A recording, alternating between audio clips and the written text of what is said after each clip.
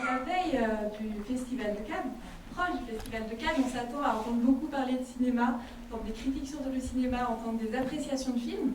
Et finalement, tout le monde est capable d'apprécier un film, d'être ému, de savoir si le film lui a plu ou pas.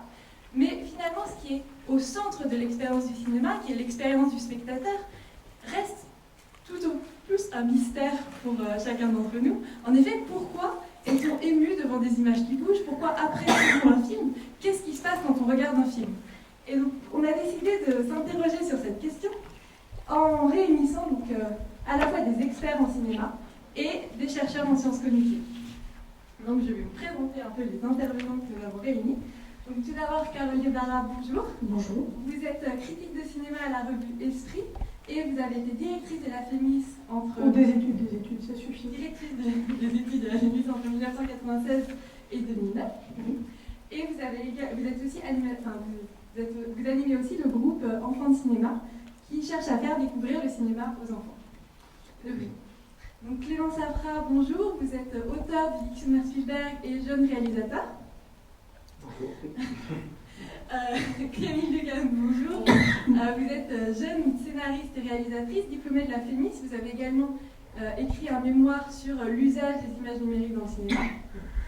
Et vous êtes chercheur en philosophie de la fiction, notamment aux émotions dans la fiction. Vous dirigez le programme de recherche fiction, donc fiction dans l'émotion, qui s'interroge sur notre perception émotionnelle et nos ressentis émotionnels dans la fiction, et notamment dans le cinéma. Et Enrico Terone, bonjour. Vous êtes philosophe du cinéma, chercheur à la Maison du Var. Et donc vous intéressez notamment à notre rapport aux images et au cinéma en particulier. Donc je vous propose de commencer directement dans le vif du sujet. Sans Carole Débat. Et donc en vous posant une question donc à vous, Enrico Terone, finalement, comment définir la place du spectateur par rapport au film, par rapport à la réalité du film? Alors, oui, je pense que c'est une première façon dont on la pourrait définir, c'est en faisant référence à la perception ordinaire, donc en se demandant qu'est-ce que je vois, qu'est-ce que je perçois dans cet instant, et surtout les réponses que mon système perceptif donne à la question où et quand. Donc, où, c'est toujours ici, en face de moi, ce que je vois, ce que j'entends, ça se passe toujours ici, dans l'espace de mon corps, dans le sens cognitif, on appelle ça l'espace égocentrique. Et la réponse à la question quand, c'est toujours maintenant. Ce que je perçois, ce que je vois, ce que j'entends, c'est quelque chose que j'ai l'impression qui est en train de se passer. Donc c'est toujours le présent dans le sens de l'espace et dans le sens de le temps, dans le sens du temps. Tandis que dans l'expérience du cinéma, on est en face d'un écran, donc on fait quand même une expérience perceptive, on voit des choses comme on les voit dans la réalité, on entend des choses comme on les entend dans la réalité, mais les réponses à la question quand et où, c'est pas exactement la même que dans le cas de la perception ordinaire. Les choses qu'on voit, on les voit en face de nous, mais on ne les voit pas ici, dans le sens fort qu'ici a dans l'expérience perceptive ordinaire. C'est plutôt un autre espace dans lequel on n'est pas avec notre corps, on n'a pas possibilité d'action, d'interaction. Et aussi, pour la réponse à la question quand, c'est pas maintenant. On voit des choses qui se passent et on a l'impression qu'ils sont en train de se passer, mais on n'a pas le sens du présent si fort comme on a dans la perception ordinaire. Donc, c'est une expérience perceptive, mais différente, avec des différences avec la perception ordinaire et surtout des différences. Il y a un écart d'espace et de temps en rapport à la perception ordinaire. Est-ce que finalement cet écart entre la situation dans laquelle est le spectateur et ce qui se passe dans le film, c'est quelque chose qui a évolué, avec lesquels les réalisateurs et les auteurs ont joué dans l'histoire du cinéma? Clément Safra. Je dirais que en fait, la place du spectateur, pour un petit peu rebondir pour ce qui a été dit, est vraiment tout à fait en fait, au centre de l'expérience cinéma, au sens où le cinéma tel qu'on l'entend dans son ensemble est quand même présenté comme un spectacle. L'a été dès le début, en tout cas est très vite été orienté dans cette direction-là. Donc le spectateur est vraiment un principe très, très important dans l'expérience même du film, son processus. Il y a un mot de Renoir comme ça qui disait que le spectateur est celui qui finit le film. Donc en fait le spectateur ne peut pas être exclu de cette expérience-là, peut-être d'une manière encore plus forte que dans d'autres formes d'expression artistique. On a l'impression que le cinéma s'adresse aux spectateurs de manière très directe, notamment à travers aussi la question du point de vue, qui est celui de la caméra, et puis à l'intérieur de fiction ou d'autres modes de représentation, la question du point de vue de la caméra, et comment cet ensemble en fait s'agence. Donc le spectateur est vraiment le premier destinataire du cinéma dans son principe le plus absolu, et puis aussi au centre, bien sûr, du cinéma comme industrie.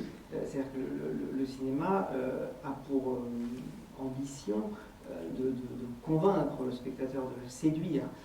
Le cinéma qui a peut-être dominé, très certainement dominé le plus le cinéma d'un point de vue économique, et un cinéma qui est extrêmement dirigé vers le spectateur, vers les spectateurs, vers le plus de spectateurs possible, le cinéma donc hollywoodien par exemple. Mais c'est vrai que le rapport entre l'artiste et le spectateur est particulièrement étroit dans le cas du cinéma par rapport peut-être à d'autres formes d'expression artistique. Alors, Jérôme Pellier, vous êtes intéressé à différents types de fiction et différents types d'œuvres d'art.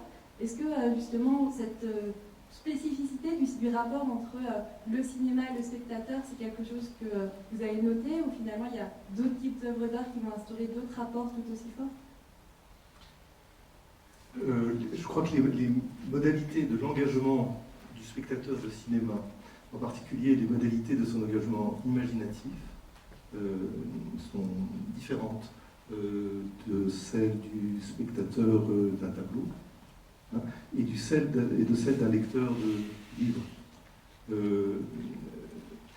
Je crois que l'expérience du spectateur de cinéma comme le disait Enrico, est une expérience distincte de celle du monde ordinaire, hein, et sans doute peut-être plus riche que celle du monde ordinaire. En particulier, moi j'ajouterais à ce qui a été dit, en particulier à cause de l'engagement imaginatif qui est mobilisé par les images de cinéma.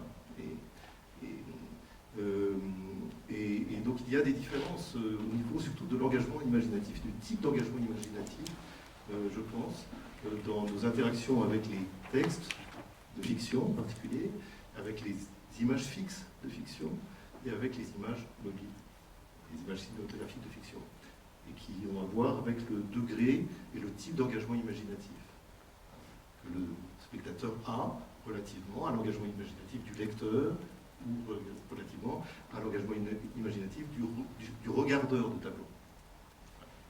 Alors justement, est-ce que finalement donc cet engagement imaginatif qui va nous projeter finalement dans une autre réalité d'une certaine façon, est-ce que tous les films ont vocation à emmener le spectateur quelque part, ou d'autres ont juste vocation à montrer quelque chose au spectateur? Carole Guénard.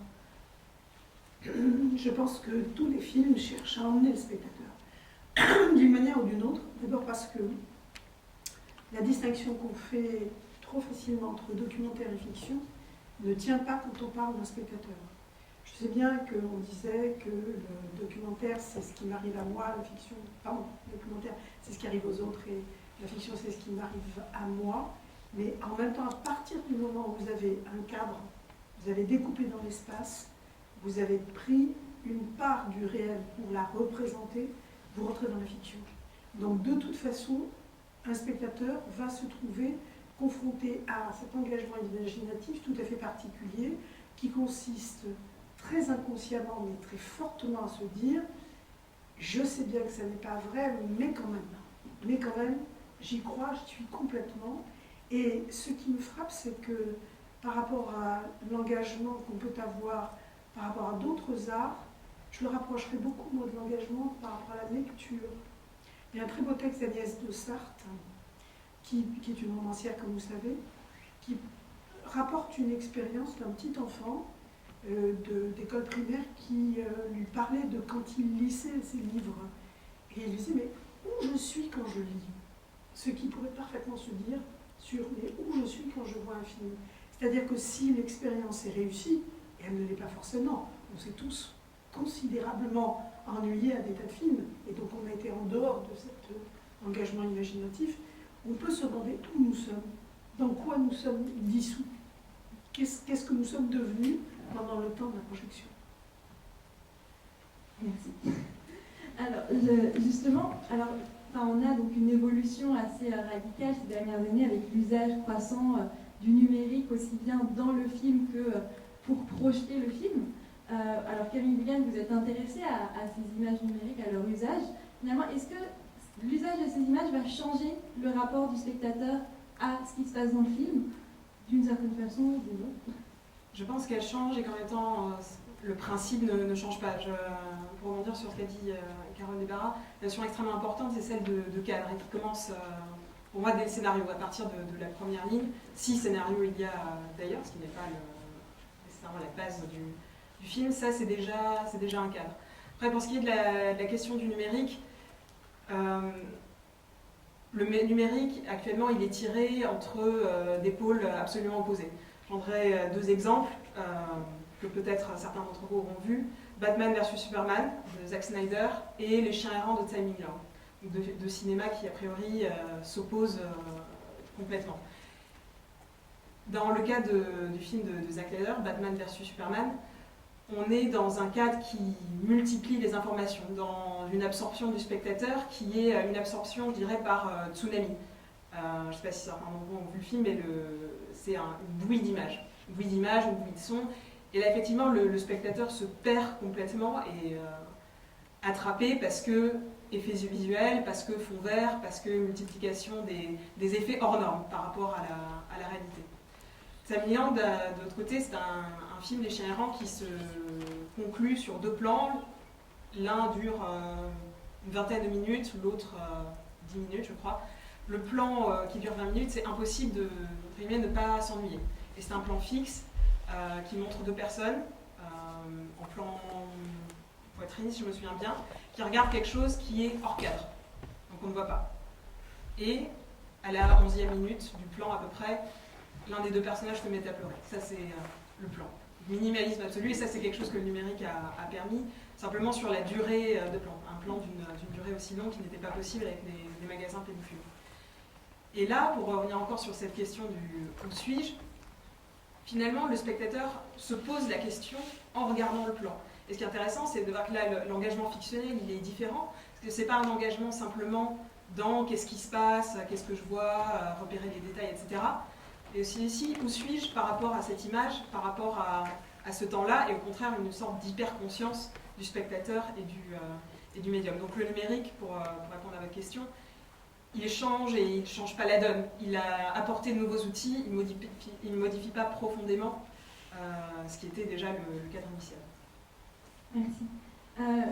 Dans la perception justement de cet autre espace-temps, en fait, comme vous avez évoqué Annie Cotteroni, comment on perçoit finalement les intentions du réalisateur ou quelle place ça a dans l'expérience du spectateur selon vous? Oui. Bon, en effet, on parlait avant de la caméra. En fait, si on peut percevoir les intentions et les actions même des réalisateurs de films si on regarde le plan comme le point de vue de la caméra.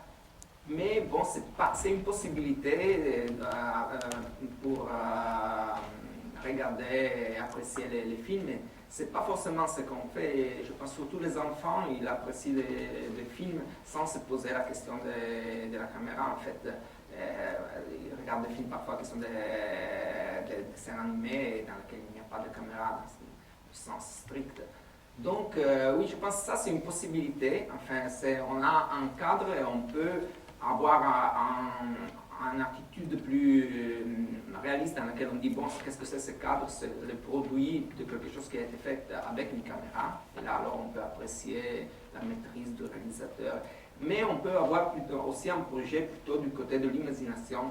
Et donc, là, c'est plutôt, le plan, c'est plus la caméra, mais c'est plutôt un point de vue d'un observateur qui est un observateur qui a des pouvoirs spéciaux qu'on n'a pas, qui est un observateur qui perçoit, mais qui perçoit d'une façon enrichie dans un certain sens.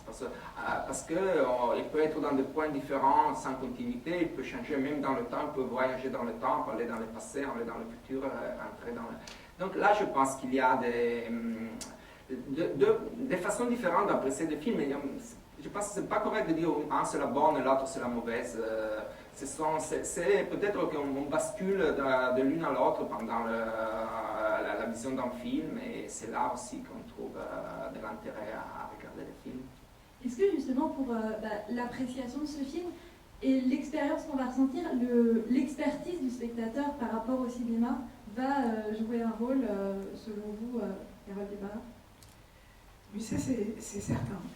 Je crois que très très vite, nous sommes tous experts en cinéma, comme on est expert en école, comme on est expert en médecine, parce qu'on a tous eu affaire à un médecin et qu'on est tous passés par l'école, et que quand on a été au cinéma plusieurs fois, on a un point de vue qui se construit. À partir de là, on a des goûts qui se construisent, parfois contre le goût des autres, hein, c'est tout à fait possible. Et puis on a aussi une histoire personnelle dans la perception, parce que tel film nous a fait peur et que tel plan peut nous le rappeler. Donc c'est extrêmement complexe la façon dont nous réagissons dans cette perception. Il y a énormément d'éléments qui viennent, tout ce dont on a parlé sur le ici, maintenant, l'engagement imaginatif, mais il y a aussi la façon dont, et ça c'est très important, le spectateur arrive avec son vécu. Le nombre de films qu'il a vus, la variété des films qu'il a vus, le nombre de fois qu'il a vu les films, parce que vous n'êtes pas expert de la même manière sur un film que vous voyez pour la 8e ou 10e fois que sur un film de Tsai Ming-liang dont vous n'avez jamais vu.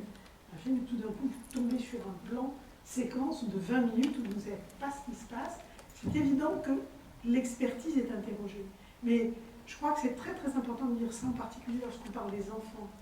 Lorsqu'on parle d'éducation à l'image, par exemple, qui est un autre sujet, mais qui pose la question de l'expertise, je crois qu'il est très sain de se dire que les enfants ont une très grande expertise du cinéma. Ils ne voient pas forcément les films que nous aimerions qu'ils voient, ça c'est sûr, mais ils en ont vu beaucoup. Et à partir de ce moment-là, ils ont construit leurs propres outils d'approche des œuvres d'art. Est-ce que cette question de l'expertise, on sait qu'en sciences cognitives, l'expertise va modifier justement notre perception, notre capacité à comprendre aussi. Est-ce que c'est quelque chose qui, dans le rapport à la fiction, va vraiment profondément modifier ce rapport à la fiction et aux émotions dans la fiction, Jérôme Pelletier? Je ne suis pas totalement convaincu. Parce que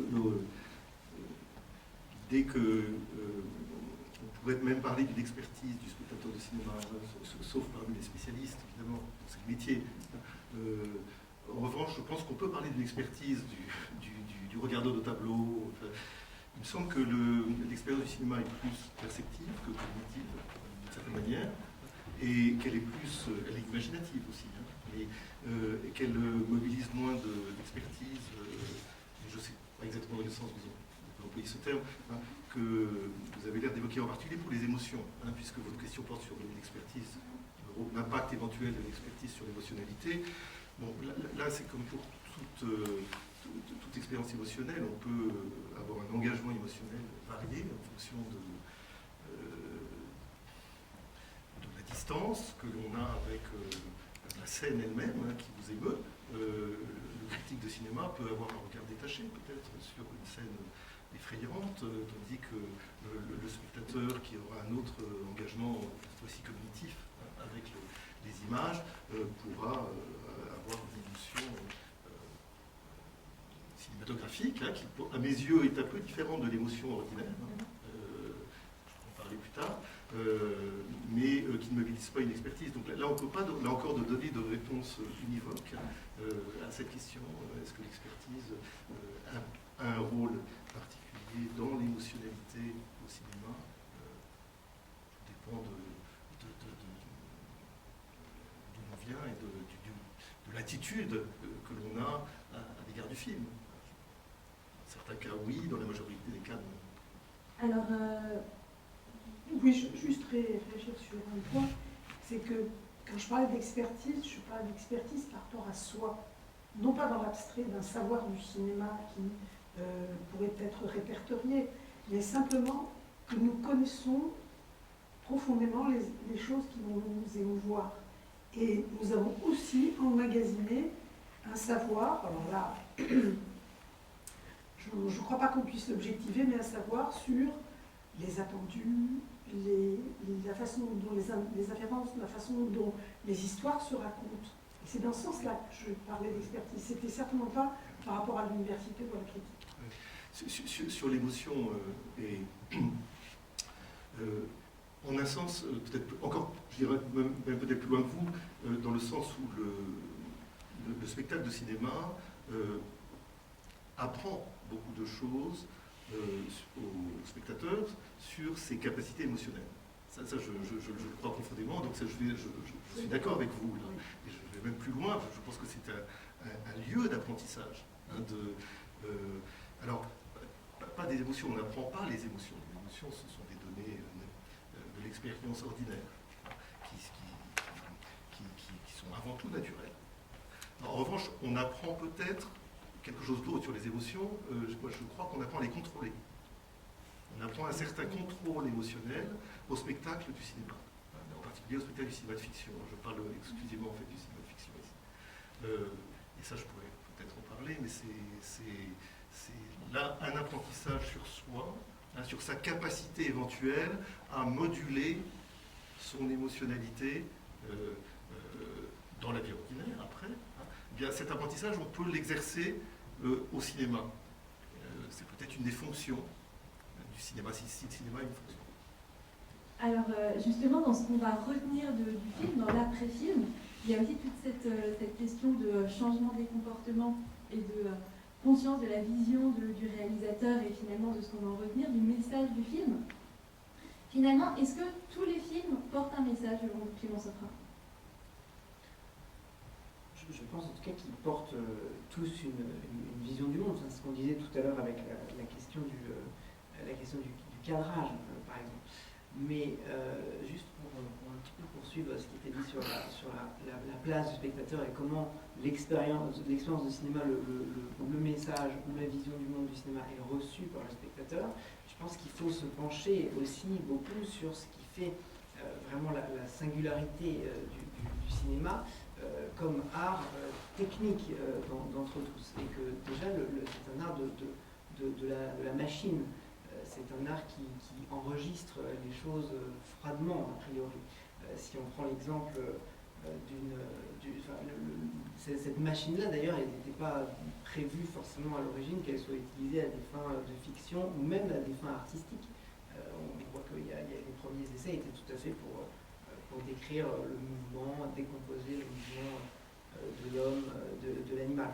Donc en fait, on a un rapport au monde avec le cinéma, et en particulier à l'homme, qui est son sujet premier quand même, ça depuis très intuitivement depuis le début, qui est absolument différent de celui qu'on a dans la vie réelle, qui est un terme qui est beaucoup employé quand on parle de cinéma, la différence entre le cinéma et la vie réelle, alors que le cinéma ne serait pas la vie réelle, puisque justement on a un rapport au corps, au visage, qui est presque faussé par rapport à celui de la réalité, puisque là je parlerai sous le contrôle des spécialistes, mais quand on regarde une personne, on discute avec elle, notre cerveau, nos yeux n'enregistrent pas l'ensemble de toutes les données d'un visage comme la caméra peut le faire tout à fait. Alors que du coup, quand on a une image, un visage filmé au cinéma avec une caméra qui est donc un outil technique, on a une version de l'homme qui est tout à fait spéciale et avec laquelle on peut entretenir un rapport qui est très différent de celui qu'on a donc, dans la vie réelle. Forcément, on est influencé par celui qu'on a en face de soi. Donc la place du spectateur, c'est presque un espace aussi de protection, en fait.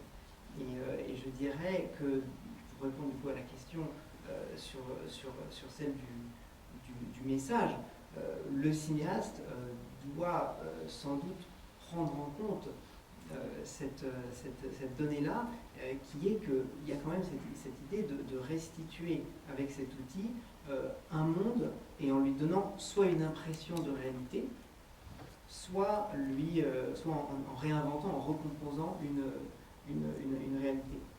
Donc je pense que la question du message, qui est de toute façon assez contradictoire avec ce qu'on a dit tout à l'heure par rapport à la manière dont une personne va recevoir un film de manière très intime, très personnelle. Il n'y a pas un message très clair qui est adressé, ou alors ce serait peut-être dans le cadre d'un cinéma un petit peu faussé. Je pense que le message, on disait tout à l'heure que le spectateur termine le film, c'est aussi ce que le spectateur projette dans cette vision qui nous est présentée. Et après, juste encore un point par rapport à la réception d'un message ou à l'appréciation du film. Je pense que le cinéma, de tous les arts, si on considère que c'est un art, ce qui peut être une évidence, et le spectateur de cinéma par rapport au lecteur de romans ou à celui qui va à une exposition ou au mélomane, en fait, a un rapport, je crois, très affectif avec le cinéma, presque passionnel. Il y a quelque chose de très direct, peut-être aussi dû à la jeunesse en fait, du cinéma par rapport aux autres arts. Mais c'est vrai que tout à l'heure on parlait de comment les films étaient reçus par les uns ou par les autres. Si quelqu'un adore un film, c'est son film préféré, et que quelqu'un en face lui dit que c'est le pire film épouvantable qu'on ait jamais vu, il peut y avoir une tension peut-être plus forte qu'à la sortie d'une exposition où l'un a aimé et l'autre n'a pas aimé. C'est en fait le cinéma entretient ce rapport très très direct, je dirais presque tendu, avec le spectateur. J'avais une chose à ajouter aussi sur la question de la technique et de l'art. En fait, c'est curieux de remarquer que dans le cas du cinéma, on n'a qu'un mot, cinéma, tandis que dans le cas de la littérature, on a le langage et la littérature. Donc on a le langage, on peut faire beaucoup de choses avec le langage, on peut écrire des lettres, on peut écrire des articles pour le journal, on peut écrire des notes. Et après, on fait des romans et on a de la littérature. Tandis que dans le cinéma, bon, on a cinéma, et ça, on pense tout de suite à Hitchcock, à Truffaut, je ne sais pas, donc à les metteurs en scène et tout ça, donc le cinéma comme une forme d'art. Mais bon, c'est vrai qu'il y a aussi, parfois dans les études, on parle de l'audiovisuel, mais ce sont toujours des termes un peu académiques. Mais c'est vrai que le cinéma, c'est aussi d'une certaine façon, quand on regarde un match de football à la télé ou quand on va sur YouTube, on regarde des vidéos, on regarde des séries télé. Là aussi, c'est même de la fiction. Donc il y a, je pense que en fait, c'est bien de se concentrer sur le cinéma comme une forme d'art. C'est là peut-être qu'on a les émotions les plus importantes pour nous. Mais c'est aussi important de voir que c'est quand même le même médium. Il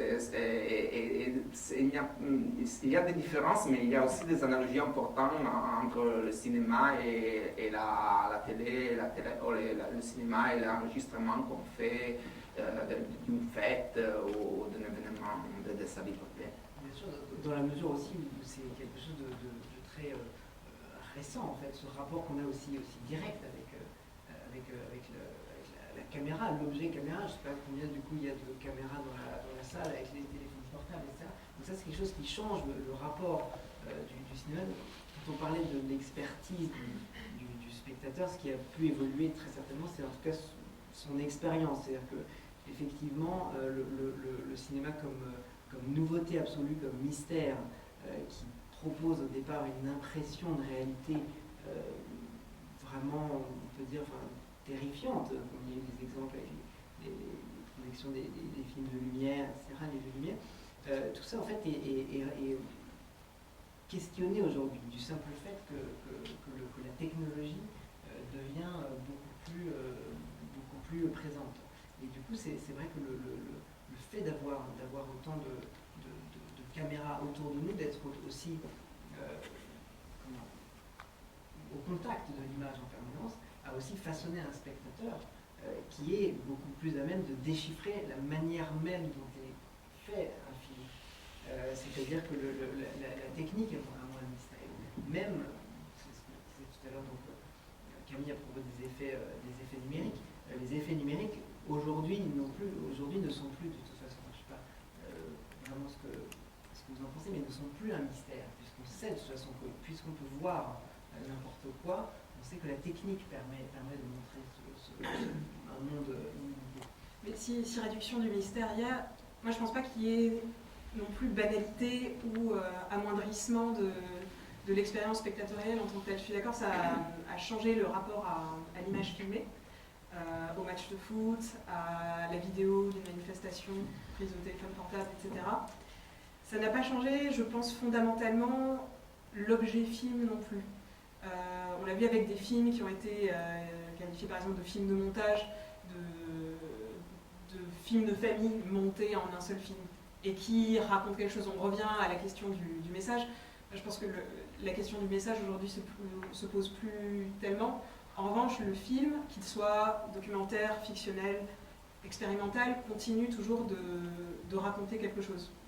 L'image raconte. Et ça, on n'y peut rien. Même les films les plus expérimentaux qu'on puisse trouver, depuis je sais pas, Stan Brakhage, qui était un spécialiste d'une caméra très intuitive, à la fois très abstraite et très concrète, parce que ne racontant pas des choses, une narration chronologiquement liée, mais racontant des sensations, parfois une naissance.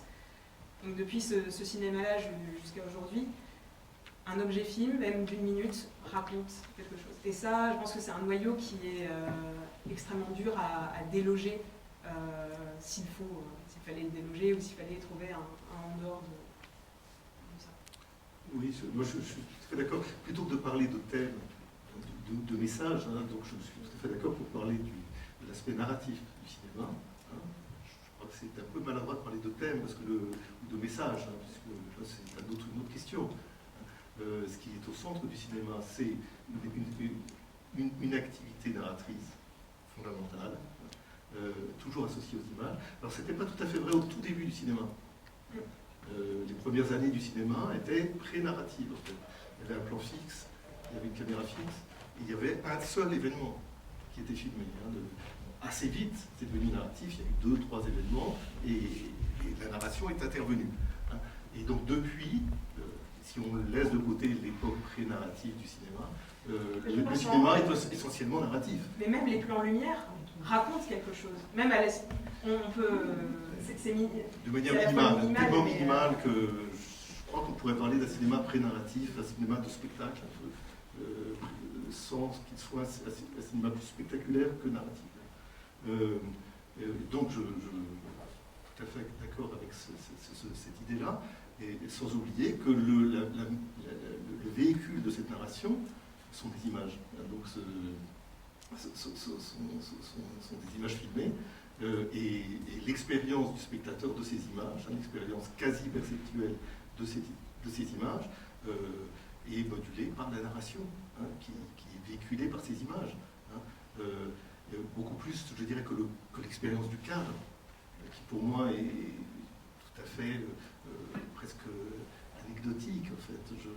Elle joue un rôle sans doute de la narration, mais ce qui est au centre de l'expérience du spectateur, c'est d'abord la perception, une activité perceptive centrale, et donc un enregistrement narratif, un décodage de la narration, enfin une compréhension du récit de ces images.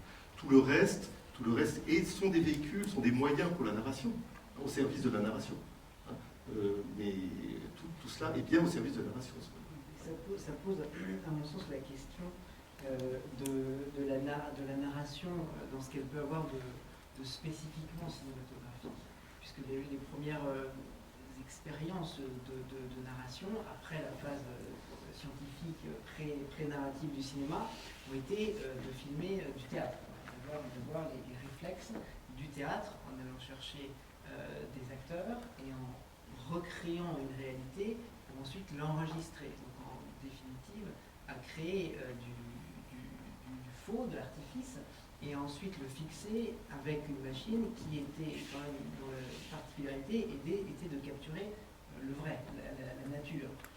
Ce qu'il sentait était très virulent.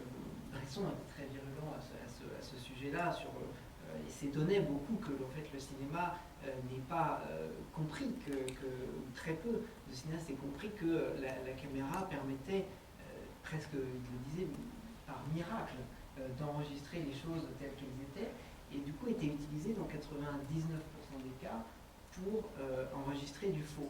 Donc en fait la narration de cinéma, si on considère que c'est la voie qu'elle doit prendre, ou en tout cas la voie qui a dominé, il est intéressant quand même de se poser la question de quel type de narration on perçoit. C'est une narration qui emprunte beaucoup au théâtre, à la littérature, à d'autres formes. Et là, on rejoint un petit peu cette idée que le cinéma a été considéré plutôt comme une synthèse des arts, un endroit où tous les arts pouvaient s'exprimer, l'art dramatique, la dramaturgie, la musique, le décor, le costume, plutôt que de rechercher qu'est-ce qui pouvait être sa spécificité. Donc ça, c'est un point quand même qui est intéressant. Quand on est spectateur d'un film et quand on suit une narration, est-ce qu'on est sûr de suivre une narration qui peut être exprimée,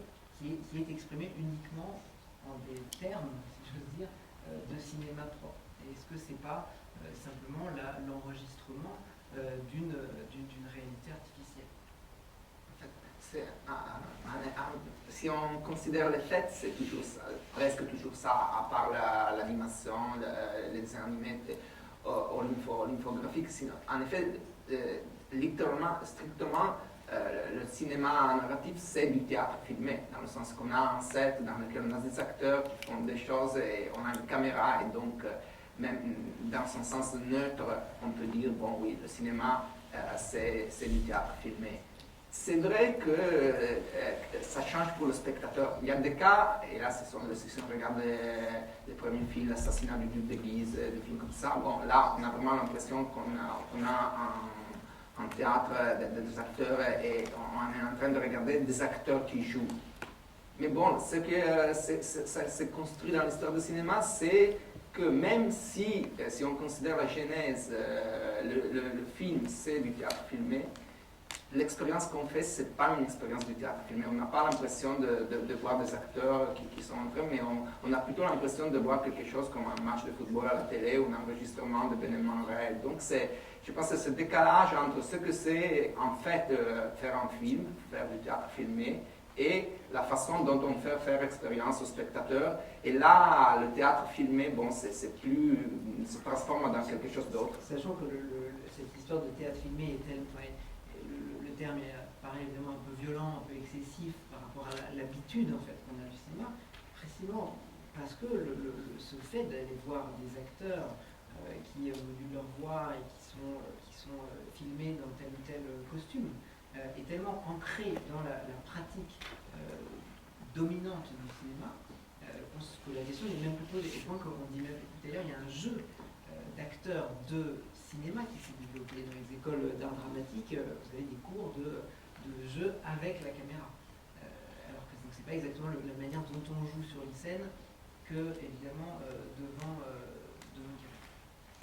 Je peux revenir sur ce que disait Camille, parce que je suis de son avis. Je crois que dans les films Lumière, dès la première année du cinéma, il y a de la fiction. Dans une minute lumière, il y a de la fiction. Elle est peut-être minimale, c'est très possible. Mais de toute façon, vous regardez ce qui se passe pendant le déroulement de 50, 60 secondes, et vous avez l'organisation d'éléments qui rentrent dans une succession temporelle et qui, à partir de là, provoquent une fiction. Et ça rejoint ce phénomène-là, ça rejoint quelque chose qui est passionnant chez le spectateur, qui est la passion herméneutique du spectateur. Le spectateur, c'est comme un étudiant dans une yeshiva, quoi. Il est devant un texte et il essaie de trouver des raisons à tout ce qu'il voit. Fût-ce un convoi qui traverse en oblique pendant 60 secondes, en 1895, l'écran filmé par un des opérateurs des films lumière. Cette passion herméneutique, elle explique que parfois, on puisse, devant même des films expérimentaux, devant des McLaren, vous puissiez avoir des bribes de fiction qui se composent. Donc ça me semble important, et d'autant plus que, par rapport à ce que vous disiez sur le cinéma, il y a quelque chose qui est essentiel, dont on n'a pas encore parlé, parce qu'on parle du cadre, mais ce qui est important dans le cadre, c'est le hors-champ. Ce qui est fondamental dans le cinéma, c'est ce qui se passe en dehors de ce qu'il y a sur l'écran. C'est ça qui peut intervenir, c'est ça qui va changer la tension narrative à l'intérieur de l'écran, et ça c'est assez spécifique. C'est très différent de la coulisses de théâtre. Mais je pense qu'on aurait tort de rester sur la comparaison théâtre-cinéma. Il y a des moments où c'est peut-être plus opéra-cinéma qui peut nous aider. Mais je ne voulais pas ramener à ça, mais je voulais simplement dire qu'il y a cette tension, je ne trouve pas d'autre mot, qui fait qu'on vit autrement qu'une expérience dans une salle, la même salle. Si vous avez un spectacle de théâtre ici, vous ne vivrez pas de la même manière la narration qui vous est proposée. Parce que c'est un écran, parce que les gens ne sont pas là, parce que c'est un reflet, parce que c'est de l'artifice. Et c'est pour ça qu'il ne faut pas hésiter c'est même plus à parler de réel, on ne parle pas de réel, on parle de comment il y a un artifice qui se met en place et qui va rendre compte du réel. Oui, d'une certaine manière. Mais je crois qu'il faut renoncer à dire qu'on a le réel sur l'écran. C'est d'autre chose qu'il s'agit. C'est quand même un réel plus un récit. Je pense dans les premiers films de Frères Lumière, on voit ça et on voit comment même un seul événement, je pense, peut construire un récit en exploitant leur champ. Si on regarde la sortie des ouvrières des usines Lumière, on a un espace vide. Après, tous les ouvriers qui sortent, et après, à nouveau un espace vide. Donc, on a la théorie plus élémentaire de la narration, c'est dans la poétique d'Aristote. Il dit, bon, une narration, c'est un début, un milieu et une fin. Et là, on a un début, l'espace vide, un milieu, les ouvriers qui sortent, et une fin, l'espace qui est à nouveau vide. Le train qui arrive à la gare, c'est le même, c'est un espace vide. Le train qui arrive au milieu, et les gens qui descendent du train, c'est la fin. Donc, on a quand même déjà une structure narrative à l'œuvre dans un seul événement, et en exploitant ce qu'il y a, ce qu'il n'y a pas, mais qui entre dans le champ en arrivant de leur champ. Je veux bien t'accorder cela éventuellement, parce que je sens qu'il y a plusieurs événements dans ce bout de film. En revanche, là je pense que ce que vient de dire Enrico Terron est exact, très exact, à savoir qu'il s'agit d'une narration du réel, et pas d'une narration fictionnelle. C'est-à-dire que je suis en désaccord avec vous quand vous envisagez que ces premiers bouts de films des Lumières sont déjà des fictions. Enfin, je peux le soutenir, hein, mais moi je ne le soutiendrai pas. C'est pas parce qu'il y a de la narration, je veux bien accorder cela, c'est pas parce qu'il y a de la narration que c'est de la fiction. Et donc, il y a cette illusion-là que, à partir du moment où il y a de la narration, il y a de la fiction, c'est faux. À partir du moment, parce que si c'était exact, à partir du moment où il y a de la communication, à partir du moment où pour qu'il y ait de la communication, il faut qu'il y ait une sélection qui est opérée par le communicant de l'information qu'il veut communiquer. Donc à ce moment-là, il y a un traitement de l'information avec une sélection qui peut se présenter comme un processus qui ressemble un petit peu au processus de sélection de l'information dans l'organisation d'un récit. Pour autant, la communication n'est pas toujours une communication de fiction, et donc la narration non plus n'est pas toujours une narration de fiction. Donc il y a une place dans notre système de concepts entre les narrations de fiction et les narrations du réel, ou factuelles, les narrations fictionnelles et les narrations factuelles, que le cinéma maintient, selon moi, sans aucune difficulté, et que le spectateur maîtrise allègrement cette distinction. Je ne dis pas que des films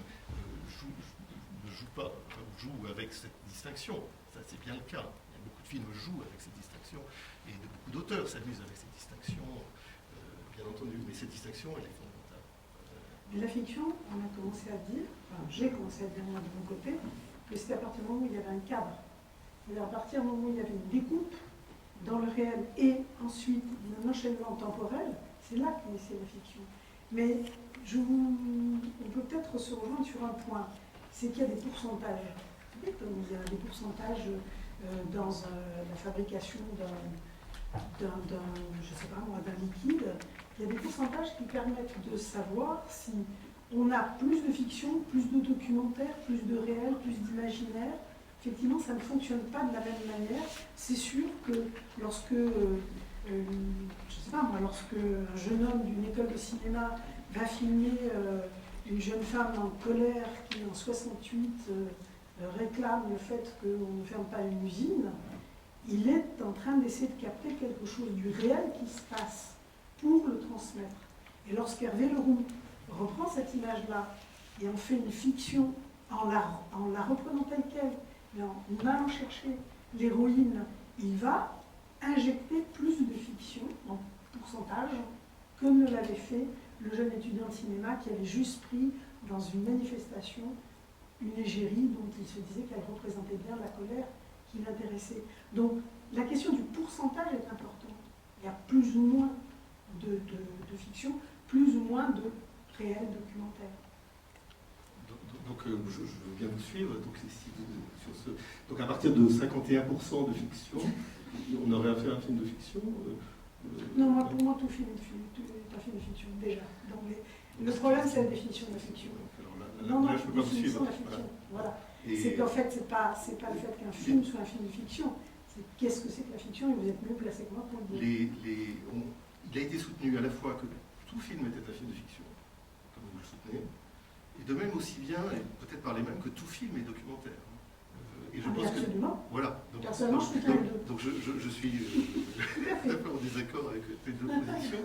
Je comprends qu'on a, les raisons pour lesquelles on a pu soutenir cela, ces deux positions qui sont à mes yeux erronées. Mais je ne vais pas développer, je pense. Justement, il y a cette idée que, évidemment, que tout film est le documentaire de son tournage, qui est une grande...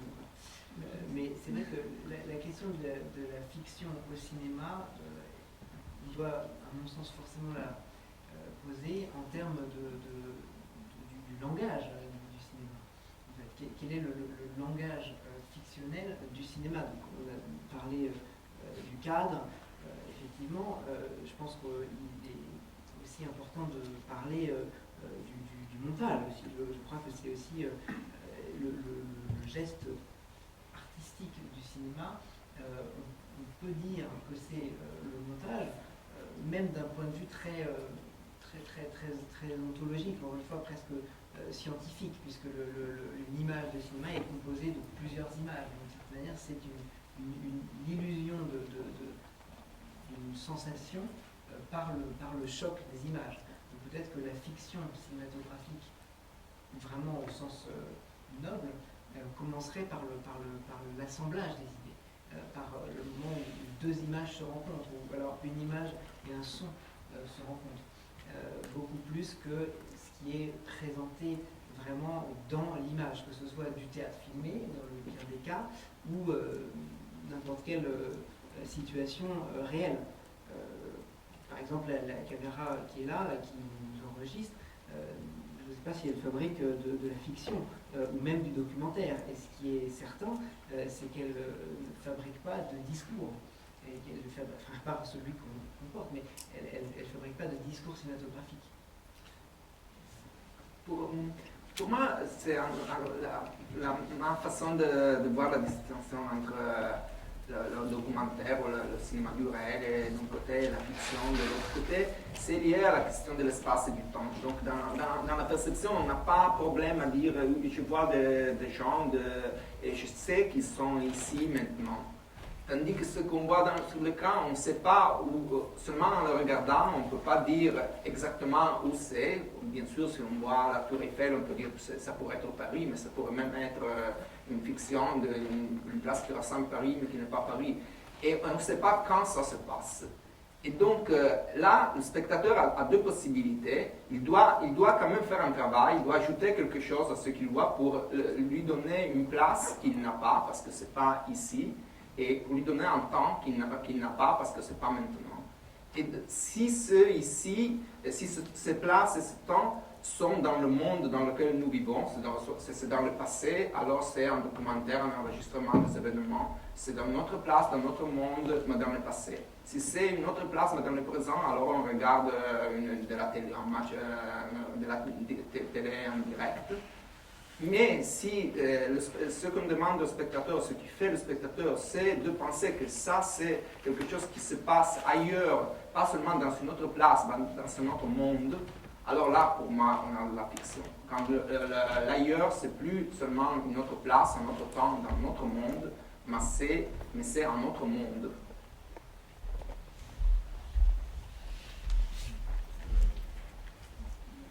J'ai des difficultés aussi avec ce vocabulaire du langage du cinéma, qui, à mon avis, c'est une expression métaphorique. En fait, je ne pense pas qu'il y ait véritablement un langage du cinéma, sauf de manière métaphorique. Enfin, profondément, je n'y crois pas. Et je ne crois pas non plus que le montage, en fait, soit une invention si extraordinaire, en fait, qu'on peut penser. Je pense que le montage est la simple reprise au niveau du cinéma de la narration. En fait, c'est la forme que la narration prend au cinéma. Mais avant le montage, il y a la narrativité du spectateur ou de l'auteur, enfin, qui s'exprime, donc qui consiste pour le spectateur donc, à associer, quand il lit un texte, il est amené à associer des scènes mentalement. Il est amené à narrativiser en fait ce qu'il lit. Hein. Donc il fait une sorte de montage mental de ce qu'il est en train de lire et par l'imagination. Au cinéma, le film lui propose déjà ce montage sur l'écran, en partie. Donc il peut compléter aussi ce montage mentalement, hein, mais ce n'est pas une activité fondamentalement différente de ce qui se passe avec la lecture. Et je crois qu'on a eu tort de se focaliser sur la notion d'un langage du cinéma et sur l'importance accordée au montage, qui, à mon avis, n'est qu'une forme de la narration qui préexiste au montage. Je comprends tout à fait que cette position-là soit difficile à concevoir dans la mesure aussi de sa rareté. C'est-à-dire que la compréhension de ce principe qu'on peut juger faux ou juste par les cinéastes, que le montage est le geste du cinéma, est vraiment très rare. L'analogie avec la littérature et avec en fait d'autres langages, je pense, peut être très fructueuse, parce que si vous dites une phrase, c'est un montage de choses, de mots en fait. Il faut se demander dans le cinéma quel est l'équivalent du mot et comment est-ce qu'un discours est organisé. De la même manière qu'avec en fait ça c'est des choses qui sont dans les premières recherches en fait sur l'essence un petit peu du cinéma, qui ont été menées notamment par les artistes russes, que ce soit Vertov ou Kuleshov, avec cette expérience connue qui est de prendre des images insignifiantes et de les arranger dans plusieurs ordres différents, et selon l'ordre dans lequel elles sont arrangées, elles provoquent une sensation différente au spectateur. Ça, c'est une démonstration vraiment scientifique du fait que c'est bien le montage qui donne son discours aux images, et que l'image, en définitive, doit être insignifiante, de même que le son est insignifiant. Et c'est l'assemblage signifiant d'éléments insignifiants qui crée le cinéma. Si on pousse l'analogie vers un autre art, comme par exemple celui de la peinture, il y a souvent cette méprise de la part dans l'expérience du spectateur, qui est de juger un film pour son aspect pictural. C'est-à-dire que cette image fait penser à un tableau. Si on veut comparer le cinéma comme art à l'art de la peinture, il faut se dire qu'en définitive, les plans ne sont pas des tableaux, sinon le film à ce moment-là est un musée, mais les plans sont des taches de couleurs. Et c'est leur assemblage, ainsi que les sons, des taches de couleurs, des volumes. Et la manière dont ils sont assemblés sur la toile, et dans le cas du cinéma, dans le temps du film, ça crée la sensation artistique. Et je crois que cette histoire de grammaire du cinéma, de langage du cinéma, etc., c'est aussi les moyens qu'on a trouvés, créateurs et spectateurs, de parler de quelque chose en utilisant d'autres expériences artistiques, d'autres expériences, et finalement l'expérience de la lecture est celle qui rassemble, je pense, le plus grand nombre. Et quand on parle de grammaire du cinéma, on utilise souvent ce terme si vous voulez parler à un collaborateur pour dire qu'on va utiliser une grammaire naturaliste, ou presque finalement comme un synonyme de style. Donc je ne pense pas qu'on puisse, et qu'il vaille vraiment la peine de chercher si le plan est un mot, si le montage est une phrase. Parce que, au final, personne, on parle du spectateur, mais revenons un peu en arrière, personne sur la table de montage ne cherche la phrase. On cherche effectivement à raconter. Et le montage, ça ne commence pas d'ailleurs, je pense, à l'assemblage. Ça commence, quand on monte par exemple maintenant en numérique, au point in et au point out. C'est-à-dire quand le plan commence, quand le plan finit. La durée, c'est déjà du montage.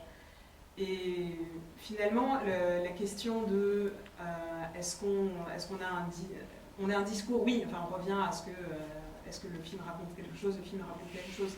Mais l'analogie, je pense, est davantage un moyen de travailler à la fois pour les chercheurs, mais surtout, je pense, sur un plateau et en amont du plateau, plutôt qu'une grille d'analyse pertinente, je pense, en termes de perception et de réception d'un film. Autant parler de style directement, je trouve ça plus simple. Ah oui, mais je suis d'accord. Et souvent on dit Une grammaire, ça s'apprend. Une grammaire, ça s'apprend. C'est l'objet d'un apprentissage. C'est d'une éducation. Enfin, c'est quelque chose d'artificiel, de compliqué. Hein. C'est pas facile d'apprendre une grammaire d'une langue. Donc, je pense que l'expérience du spectateur de cinéma, elle passe pas par cet apprentissage-là. Qu'il y a eu des moments dans l'histoire du cinéma où on a pensé que les choses sous cette forme-là, cette forme, je pense, artificielle et hyper culturelle, en fait. Hein, alors que notre accès au cinéma est beaucoup plus naturel de cela. Pourquoi c'est pas naturel d'être sensibilisé à une séquence ou à un film par le biais du montage, en fait? Le spectateur n'a pas à en être conscient. Au sens de devoir analyser, et c'est en ça que le cinéma crée de la sensation beaucoup plus que de la réflexion. C'est un médium qui est, comme on disait tout à l'heure, affectif, et émotionnel, émotif. Donc on a besoin d'analyser une phrase de montage, ou alors un enchaînement de plans et de sons pour être sensible à ça. Mais peut-être que, ce que je suggérais, c'est que un cinéma fait de choc d'images et de sons, d'association d'images et de sons, peut-être provoque un effet qui est plus proche d'un langage cinématographique propre que celui de restituer les modalités de voix d'un acteur ou de raconter une histoire comme on le raconterait et simplement l'enregistrer avec une caméra. Dans la description que vous donnez de ce qu'est le cinéma, il me semble que vous attachez trop d'importance à la médiation des images, qui, effectivement, le spectateur qui est confronté à des images projetées sur un écran. Dans la plupart des cas, c'est ça. Je ne vais pas nier cette évidence-là. Simplement, il fait l'expérience d'autre chose. Je crois qu'il fait peu l'expérience de l'image en tant qu'image, hein, c'est-à-dire de la médiation en tant que médiation. Et donc, dans la description que l'on donne de l'expérience du cinéma, il ne faut probablement pas trop insister sur cette dimension-là, même si elle a un rôle, hein, et en particulier dans l'appréciation esthétique du cinéma. L'appréciation de l'image en tant qu'image a un rôle dans dans l'appréciation esthétique peut-être du cinéma, mais dans l'expérience ordinaire du spectateur de cinéma, elle joue un rôle minimal. Le spectateur a l'impression de voir des choses dans des images. Hein, il voit des choses dans des images, il ne voit pas des images en fait. Donc il voit des scènes, il voit des personnages, hein, et il ne voit pas des signes, il voit des gens, il voit ou il quasi-voit, moi je ne dirais pas qu'il voit, il quasi-perçoit, il quasi-voit des événements, hein, et très peu de choses dans la description de son expérience qu'on voit véritablement aux images elles-mêmes. Donc, pardon, c'est fini. Okay. Non, pour moi, je ne suis pas complètement d'accord parce que pour moi, le montage, c'est aussi quelque chose qui change dans la perception. En fait, on fait une chose qu'on ne peut pas faire dans la perception, c'est-à-dire changer de point de vue sans bouger. Donc maintenant, je vous vois d'ici, mais je peux pas, si je veux voir la même salle de la perspective de là-bas, je dois marcher jusqu'à là-bas et après je peux voir. Tandis que ça serait un film, on a un plan ici, on a un plan comme ça, et après on a un autre plan comme ça, et je peux changer. Et je pense que ça, c'est quelque chose qui entre dans la perception, même si ce n'est pas perçu complètement. Mais c'est une expérience parce qu'on ne fait pas une expérience continue, tandis que notre expérience perceptive de l'espace ordinaire, c'est continu. Et en fait, je pense que c'est un point que ça vient d'André Bazin, mais je pense que c'est vrai qu'il y a quelque chose de plus réaliste dans le plan séquence, dans le plan fixe, ou quand même dans le cinéma sans montage, au moins dans le sens qu'on a cette analogie avec la perception ordinaire, c'est-à-dire on a une continuité, on ne peut pas changer de point de vue sans bouger jusqu'à l'autre point de vue. Et bon, oui, donc je pense que le montage c'est important. Peut-être on utilise la langue pour parler d'une chose, on utilise des métaphores qui viennent du langage, la grammaire, les mots, les conjonctions et tout ça, pour parler plutôt de quelque chose qui concerne la perception. C'est-à-dire, le cinéma, le plan, c'est la perception ordinaire, continue dans l'espace et dans le temps. Tandis qu'avec le montage, on change la place et peut-être on change le temps aussi. Et donc ça va introduire quelque chose un écart en rapport à la perception ordinaire. Mais la notion de langage, la notion de grammaire, elles ont été très utilisées au sein de l'université à un moment où il fallait défendre le cinéma. À un moment où il fallait dire le cinéma est un art. Et donc c'est par l'analogie avec la littérature et les sciences qui s'occupent de la littérature, la linguistique, la grammaire, la statistique, que dans les années 50, les universitaires ont vraiment fait un gros boulot avec les critiques pour dire le cinéma est un art.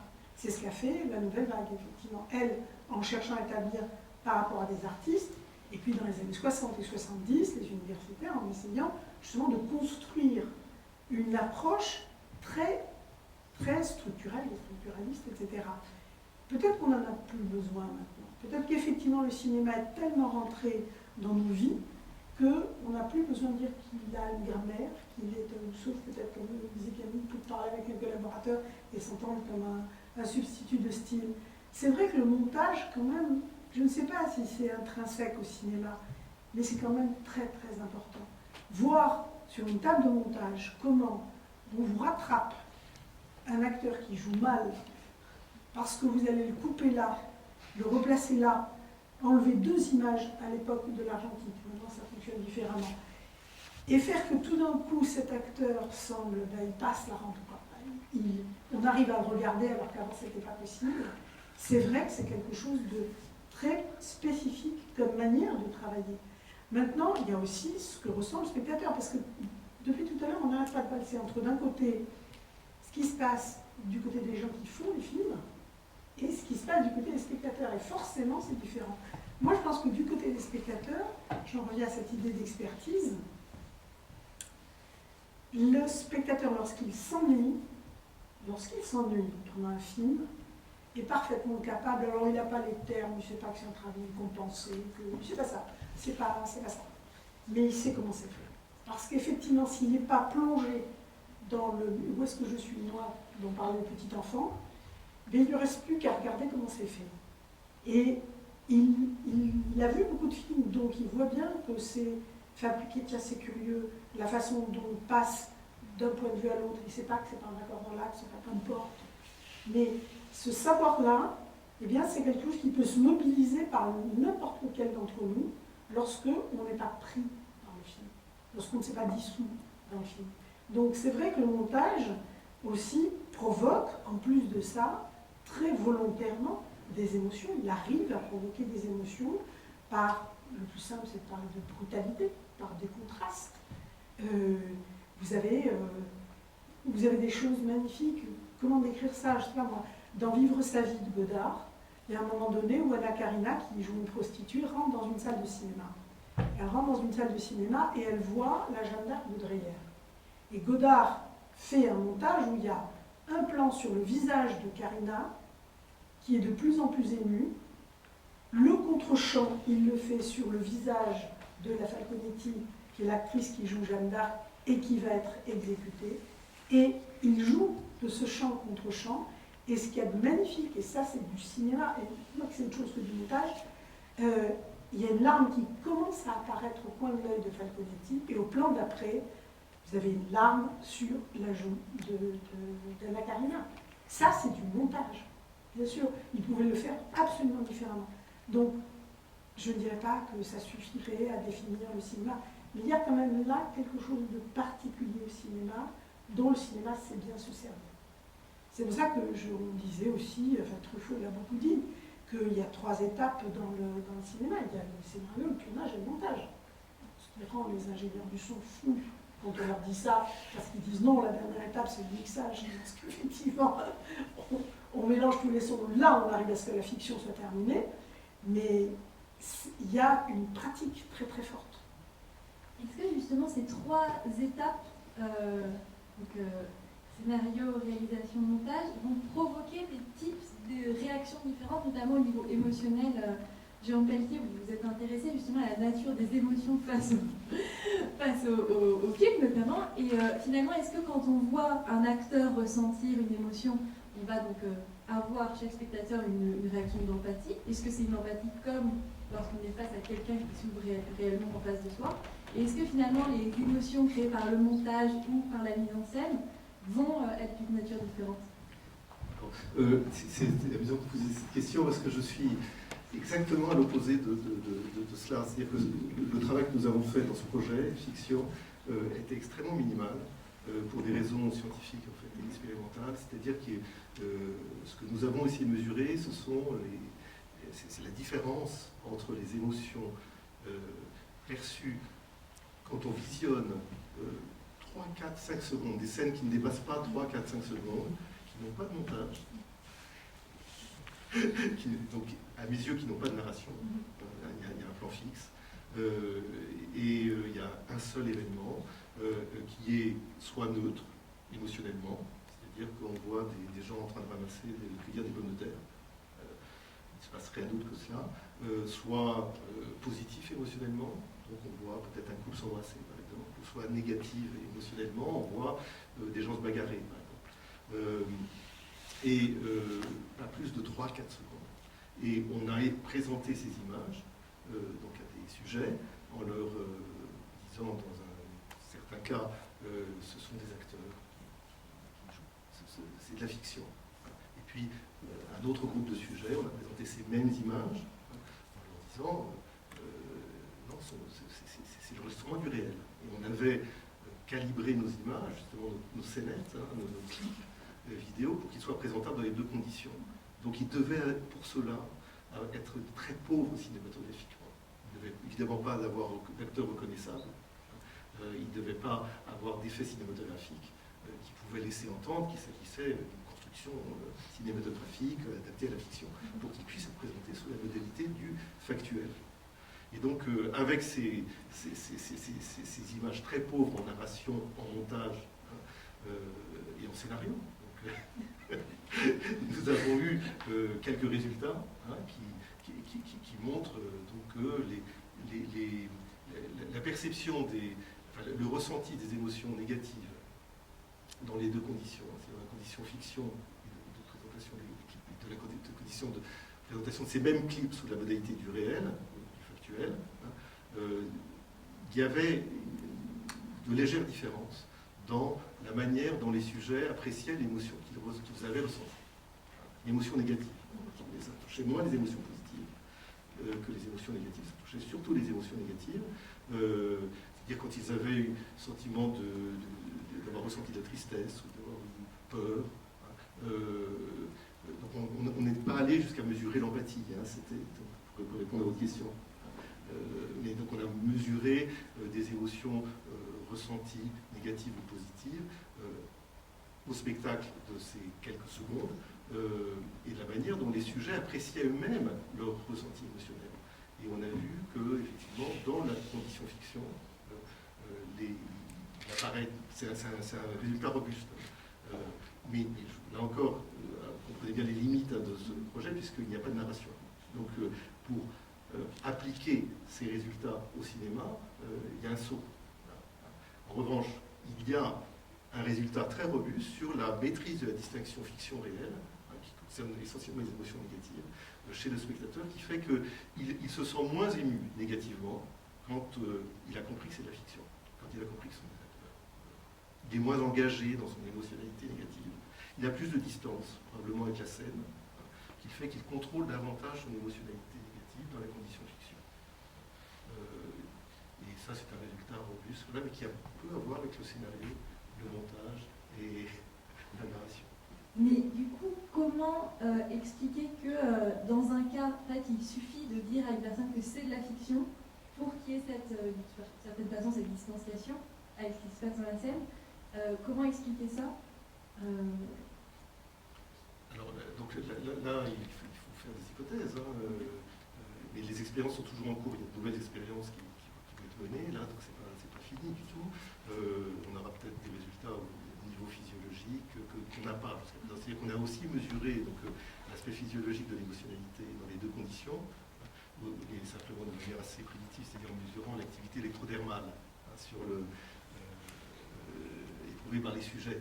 Quand ils regardent une scène, et quand on leur dit que c'est de la fiction, qu'ils regardent la même scène, quand on leur dit que c'est du réel, et là on n'a pas trouvé de différence au niveau physiologique. Alors une autre équipe à Genève a fait la même chose, a fait la même expérience, et elle a trouvé une différence. Il n'y avait pas tout à fait les mêmes clips, pas tout à fait les mêmes modalités, a trouvé quelques différences au niveau physiologique dans l'activation électrodermale dans les deux conditions fiction réelles. Nous, on n'en a pas encore trouvé. On va peut-être trouver dans les explorations futures, puisqu'on va faire de l'imagerie, des différences là, au niveau cérébral, au niveau des activations. Donc notre explication jusqu'à présent, elle se limite à faire l'hypothèse que c'est justement cette distance que le spectateur de fiction a avec la scène, qu'il quasi perçoit, qui fait qu'il n'a pas une émotion ordinaire, il a ce qu'on appelle une quasi-émotion, il a une émotion en fait, qui est modulée par le fait que il sait que ce qu'il voit a été imaginé d'une certaine manière. Et donc cela induit sans doute une sorte de contrôle, en particulier pertinent pour l'émotion négative, de son émotionnalité. Et donc qui induit une réduction de l'intensité de l'émotion ressentie par le spectateur dans la condition fiction relativement à la condition réelle. Ce serait intéressant j'imagine que vous allez le faire, de continuer ces expériences sur une plus grande durée.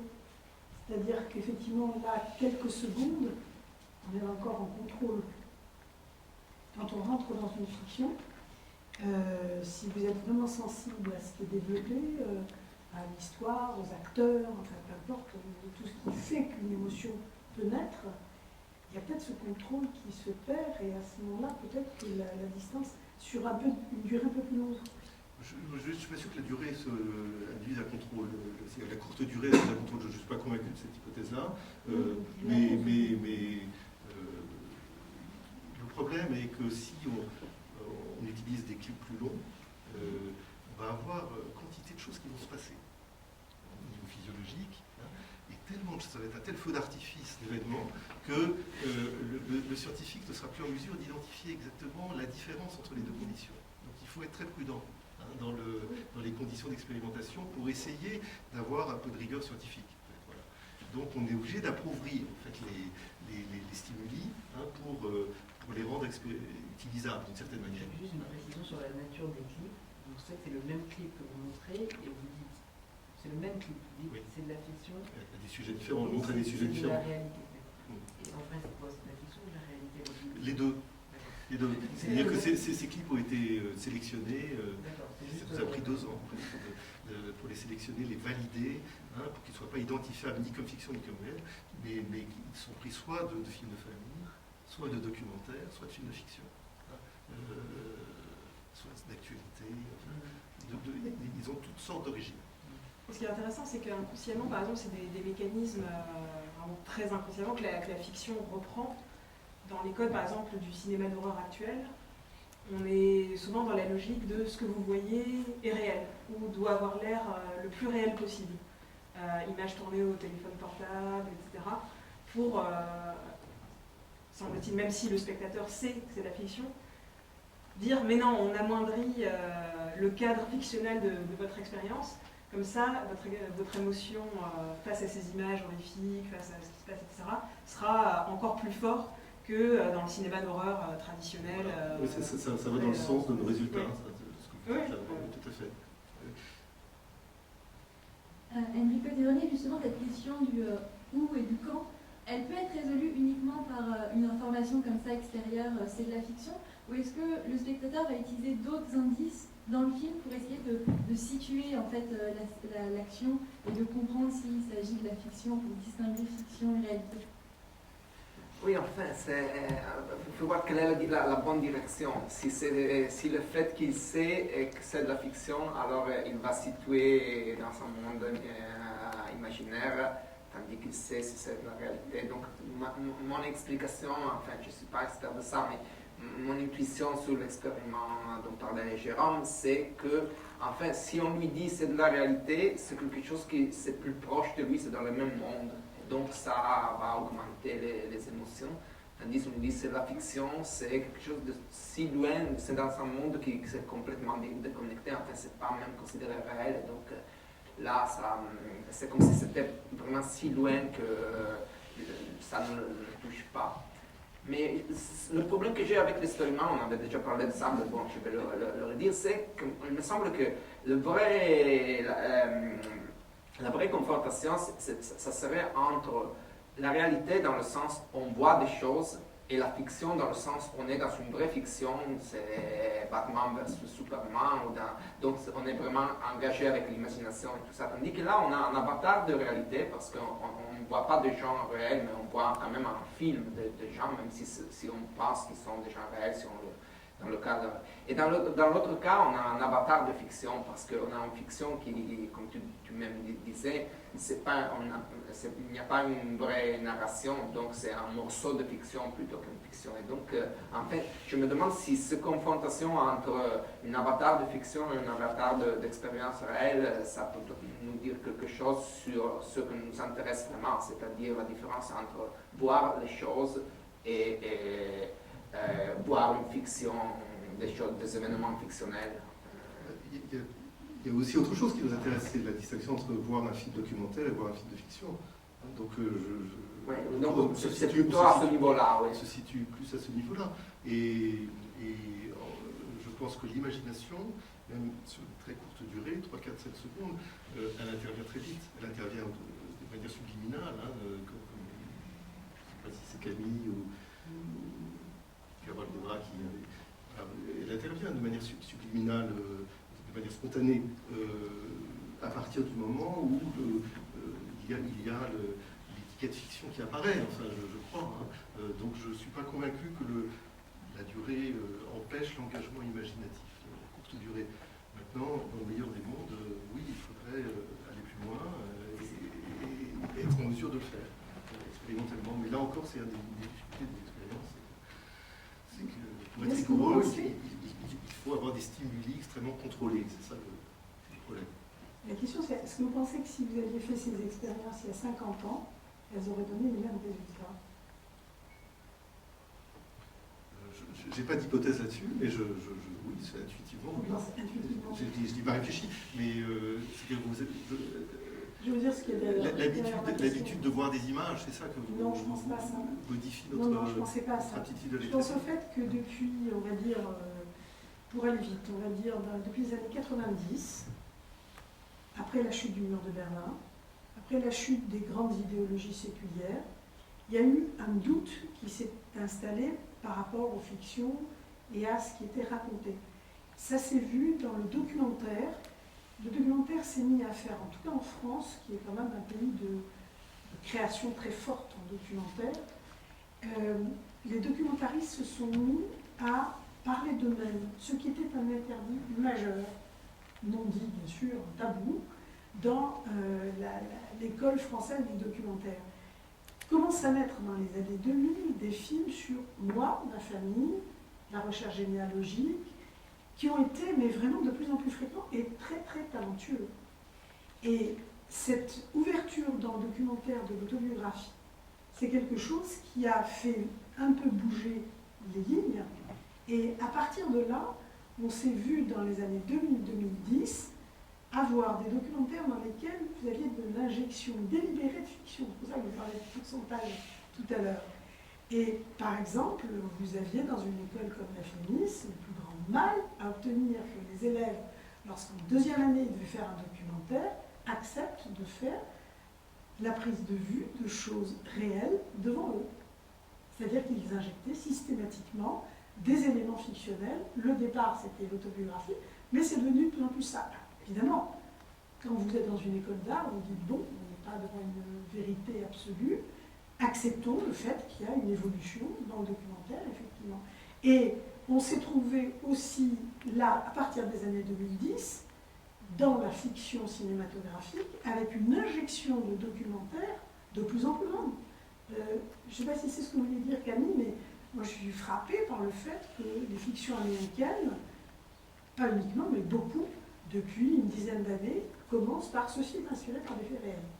Ce sont des fictions, mais qui sont inspirées par des faits réels. C'est-à-dire que ce n'était pas un besoin qui était ressenti ni du côté des réalisateurs, ni du côté des spectateurs, que d'identifier, je vais être dans une expérience fictionnelle, parce que ça va être Robert Redford ou bien parce que ça va être Johnny Depp, mais quand même, c'est parti de l'histoire de Alan Turing ou de tel autre biopic, effectivement. Donc, on a, en tout cas dans le cinéma tel qu'il se pratique, on a depuis 20 ans une espèce de, comme ça, de porosité des frontières qui est très riche. Je ne suis pas en train de la critiquer. Elle donne des documentaires complètement différents, qui d'ailleurs arrivent en salle, alors qu'il y a 20 ans, non. Le documentaire, c'était à la télé, ou c'était dans les festivals, mais ce n'était pas en salle. Et ça, c'est une expérience, vous parliez du côté industriel du film, ça compte. Et on a aussi des films qui fonctionnent différemment dans un rapport à ce qui est accepté par le spectateur comme imaginaire vrai entre les deux. Donc c'est pour ça que je vous posais la question sur il y a 50 ans. Le numérique aussi, je pense, ça change. Oui. Il y a un fait idéologique, bien sûr, mais aussi, c'est dans les 20 dernières années, c'est la grande nouveauté, ça a été le numérique et ça a rendu la distinction entre ce qu'on prend comme réel, on prend comme fictionnel dans une image un peu flou. En fait, c'est l'effet Photoshop, cette idée qu'on peut manipuler une image quelconque, qu'on peut changer des choses. Enfin, on le faisait aussi avec c'est pas une nouveauté absolue, il y avait déjà des degrés de manipulabilité dans l'image analogique, mais comme vous disiez, en fait, c'est une question de pourcentage, et dans le numérique, le pourcentage de manipulabilité est beaucoup plus haute. Et donc aussi, je pense qu'il y a une certaine méfiance qu'on n'avait pas avant vers la relation directe entre l'image et la réalité. Il y a un paradoxe dans le fait qu'il y a ce besoin de réalité, enfin de réalisme de la part du public de fiction, et d'un autre côté, on accepte très très bien que ces fictions ou ces non-fictions ou inspirées d'événements réels soient recréées et présentées dans une parfaite artificialité. C'est là où la question de l'injection c'est pas le documentaire qui est injecté, on n'est pas sur le terrain documentaire, simplement que l'artifice est précédé d'une sorte de données un petit peu rassurantes dans un moment où on sent bien effectivement que les images peuvent nous manipuler et que finalement on est dépassé par ça. Parce que l'effet numérique, tout à l'heure on parlait de comment il est employé dans le registre de la science-fiction ou des choses comme ça, mais est aussi très très fortement employé de manière invisible. Et c'est intéressant de voir, c'est de plus en plus visible sur Internet, la manière dont on recrée une salle pleine, par exemple, alors qu'elle n'est pas pleine, et que ça, finalement c'est un effet que le spectateur ne va pas voir. Donc ça c'est intéressant par rapport à l'utilisation du numérique qui vise en fait à plus de réalisme, le réalisme photographique. Le numérique, ça a surtout changé, il faut le dire aussi, ça a changé les relations de pouvoir dans la profession du cinéma. Je veux dire, je vois que le scénariste parce qu'effectivement, je veux dire, à partir du moment où vous avez dans le numérique la possibilité de voir tout de suite l'image autrement que dans le combo traditionnel, sur le tournage même, vous avez des gens qui se mettent à avoir des points de vue sur l'image que vous, en tant que réalisateur, vous voulez, et qui vont peut-être perturber la façon dont vous êtes en train de. Mais en fait, c'est vrai que la caméra numérique comme outil nouveau ne doit pas servir à faire exactement ce qu'on aurait fait avec une caméra en pellicule. C'est d'autres données, c'est une autre esthétique de tournage, c'est une autre équipe technique. Là, la caméra, je reviens sur celle-ci qui est visible, mais elle tourne depuis un certain nombre de minutes sans opérateur, sans qu'on ait à changer la bobine. Donc ça influence l'esthétique du cinéma. Donc ça, le cinéaste doit pouvoir s'emparer de l'outil, non pas pour fabriquer ce qu'on a l'habitude de faire, en étant satisfait de ressembler au tournage du passé, qui on peut le faire rêver, mais à vraiment prendre l'outil pour ce qu'il est, ou alors travailler avec des outils du passé, ce qui est pas du tout interdit, mais qui est une autre démarche. Ouais, je pense qu'on est un petit peu hors de notre sujet de départ, mais c'est sûr que ça a modifié essentiellement les rapports sur le plateau, rééquilibrer ou déséquilibrer plutôt la trajectoire du film vers la post-production, le fameux on verra ça en post-prod. On verra au montage.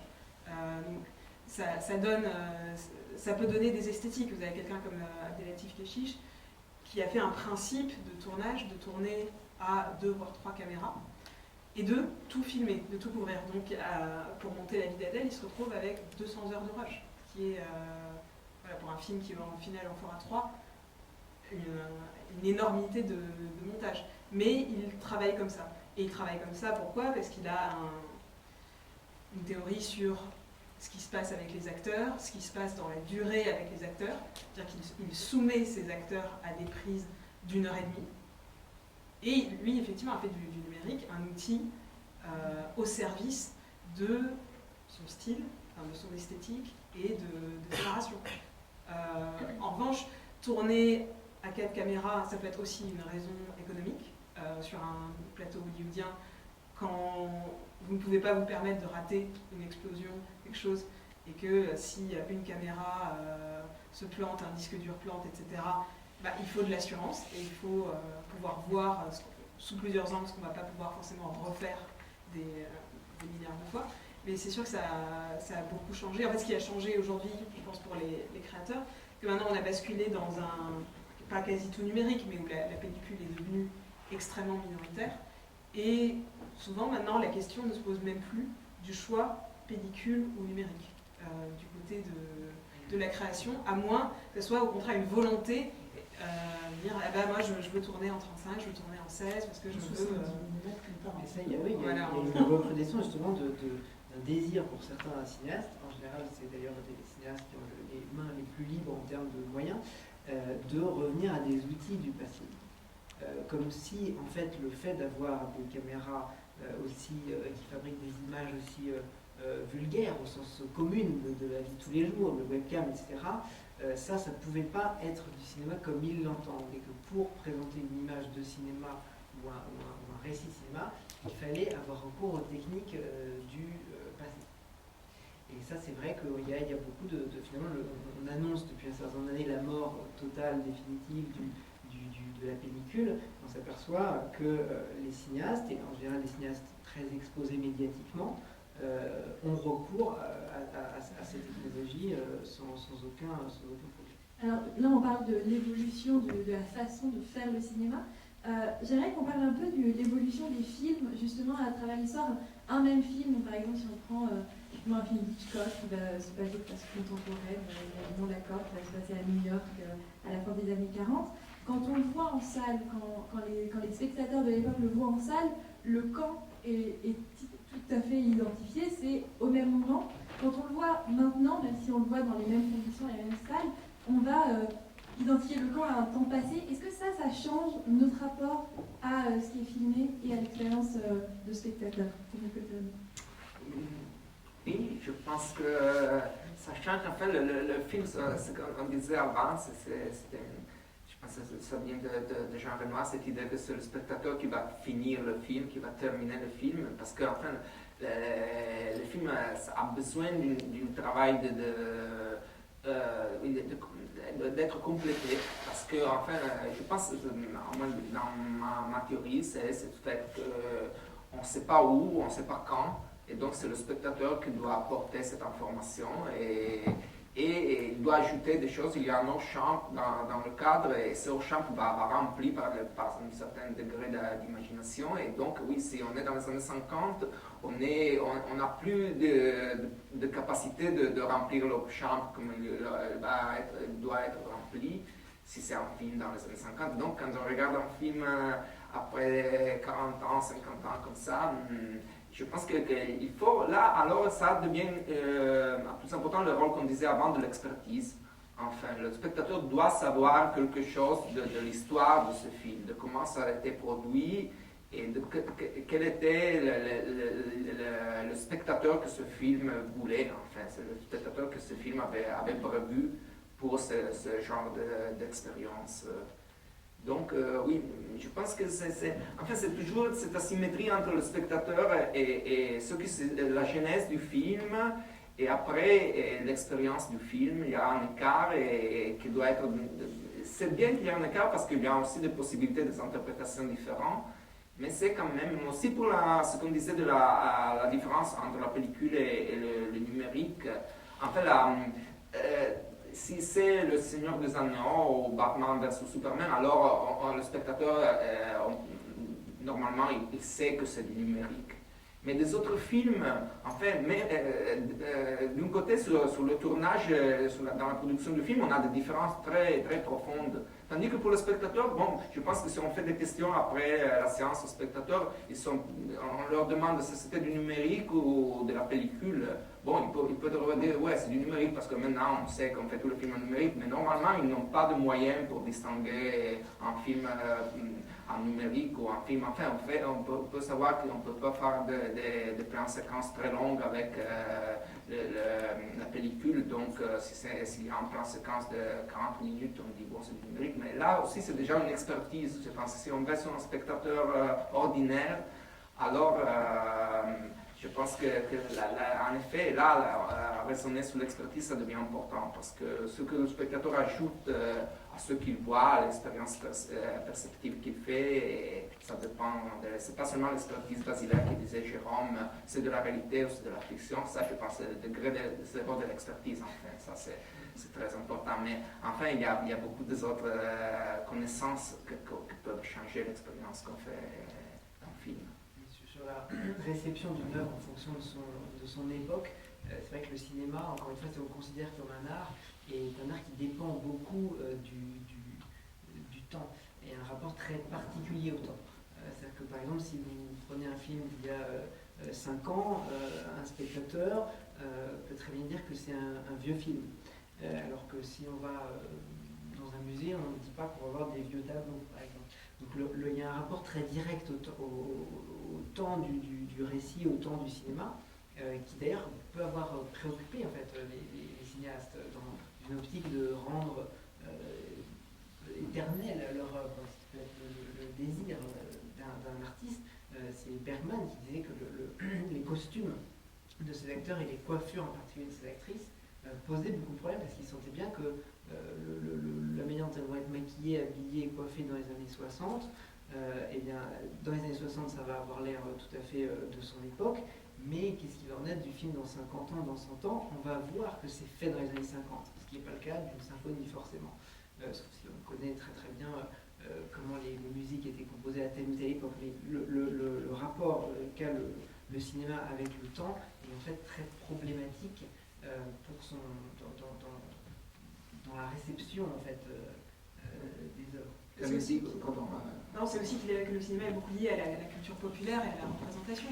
Et du coup, ce qui, dans les années 80, était in en termes de musique, de montage pour les années 80, parce qu'il y a beaucoup de films des années 80, par exemple, dont on dit maintenant, mais ils ont vieilli. Et ça veut rien dire, évidemment qu'ils ont vieilli, mais ils ont vieilli. Pourquoi ils ont vieilli? Parce que maintenant, c'est une idée du kitsch qui, à l'époque, n'était pas considérée comme effectivement, on ne dit pas dans le tableau a vieilli, autrement que pour décrire l'état réel du... Et d'ailleurs, on ne supporte pas le vieillissement du film en tant qu'objet. Il y a une volonté très grande de préserver les films, qui peut être, c'est pas un jugement de valeur, mais en tout cas, on ne supporte pas que le film se détériore. Si alors qu'un tableau, non plus, mais si vous voulez, sur les fresques d'une villa romaine, elles nous apparaissent telles quelles, on n'a pas forcément envie de les revoir dans les couleurs flamboyantes et criardes qu'elles avaient à l'époque. Alors que le film, il y a cette urgence dans la société du cinéma, le monde du cinéma, de préserver le film tel qu'il est. Parce qu'il y a une Ça va question beaucoup quand même plus vite, hein. C'est beaucoup plus grave. Le syndrome du vinaigre sur un film des années 50, un film américain des années 50, vous ouvrez la boîte, vous sentez le vinaigre, c'est cuit. C'est-à-dire que le film est détruit. Vous voyez, c'est pas juste une altération. C'est que quand ça y va, il y a une lutte de vitesse là. Heureusement qu'il y a des gens comme Scorsese qui... oui, mais est-ce qu'ils sont faits pour être préservés à tout prix? Est-ce qu'il y a aussi ce côté qu'il y a peut-être je fais un peu l'avocat du diable, mais il y a une poésie à voir que... Oui. Est-ce que les films, sachant que ces films-là n'avaient pas du tout vocation à durer éternellement, le fait que nous on les conserve, est-ce qu'il n'y a pas ce côté préserver la feuille morte dans l'état qu'elle est, où elle est à tout prix? Enfin, quand on restaure, il y a par exemple une restauration assez récente des films de Satyajit Ray en 4K, il y a quand même une histoire de restaurer, non pas seulement une copie, mais justement, pour revenir au sujet, une expérience du spectateur qui était extrêmement riche et qui, au fil des copies, des projections, etc., se détériore aussi parce que le support se détériore. Donc je ne pense pas que le film soit appelé, ou qu'un créateur, en tout cas, veuille que cette expérience-là, elle s'amoindrisse au fur et à mesure des... De toute façon, elle est transformée. En fait. Effectivement, elle s'est transformée, mais... Vraiment, au-delà de simplement dire je peux voir le film quand je veux, dans la durée, etc. C'est un point que développe Godard, par exemple. C'est l'idée qu'en fait, oui, on peut préserver en 4K, en DVD, on pourrait La Prisonnière du désert. D'une certaine manière, ce n'est plus en fait La Prisonnière du désert. Enfin, là, vraiment, j'essaie de pousser dans les retranchements de la réflexion, parce qu'évidemment, c'est agréable de voir le film de manière impeccable et sur commande, comme ça, à la demande. À la demande, ça peut être aussi une projection à la cinémathèque. Est-ce que le film demande du programme de la cinémathèque? Mais est-ce que le film, est-ce que sa détérioration, le fait qu'il soit à ce point-là à l'épreuve du temps, est-ce qu'il n'y a pas une particularité là-dedans? C'est une question. Vous savez, actuellement, les gens qui s'occupent des cinémathèques disent que le support 35 est beaucoup plus fiable que le support numérique. On conserve les films numériques. Conserve le numérique, voilà. Donc ça, c'est une première chose. L'autre chose, c'est que vous parlez là dans un récit qui est très particulier. Je ne résiste pas à le dire parce que je ne sais pas si tout le monde le sait où nous sommes là. C'est l'ancienne cinémathèque de Henri Langlois. C'est-à-dire les endroits où vous êtes assis, messieurs, dames, ont peut-être vu Rivette, Truffaut, Godard, Chabrol venir voir des films présentés par Henri Langlois dans cette salle dans les années 50. C'est pour ça que c'est vraiment un lieu historique ici. Ça s'appelle Jean Jaurès, mais on aurait pu s'appeler Henri Langlois, effectivement, si ça n'avait pas été aussi compliqué. C'est vrai que les cinémathèques ont parfois un côté fétichiste. C'est peut-être ça qui nous irrite dans en fait, de conserver à tout prix. C'est pas du tout affectif ou personnel, c'est un peu une interrogation très voilà, philosophique sur la nature de ce que C'est peut vous être un qui film. citiez Renoir tout à l'heure. Si on ne conserve pas les films de Renoir, Ah oui, non, mais je dis pas qu'il ne faut pas les conserver. Non. Mais en fait, je dis encore, on est très très content de pouvoir voir des films comme ça à la demande. Simplement, ce que je suggérais, c'est que l'expérience n'est pas la même. Il y a un très beau texte du spécialiste un des grands spécialistes du cinéma muet, qui est Kevin Brownlow, l'historien, qui décrit ce que c'était qu'une séance de cinéma muet dans les années 20, quand le film avait le film neuf, en fait, le film tel qu'il était reproduit à l'époque, avait un scintillement argenté à travers la lumière du projecteur qu'il est impossible de restituer, comment les salles étaient chargées d'une odeur d'encens qu'on diffusait dans la salle de cinéma. Est-ce que là, ça, clairement, c'est pas reproductible. Voilà, c'est pas du tout un jugement de valeur. Je n'influence pas le débat dans un sens ou dans l'autre, mais c'est une question. Justement, à quel point, selon vous, l'expérience du spectateur est influencée par le lieu dans lequel le film est regardé, Camille Lucas? Extrêmement, je pense. Extrêmement, parce que dans une salle de cinéma, on peut partir, on peut... Enfin, j'enfonce des portes ouvertes, hein, on ne peut pas mettre le film sur pause. Donc déjà, il y a une question de durée qui est, à laquelle on est soumis et qui est extrêmement subjective.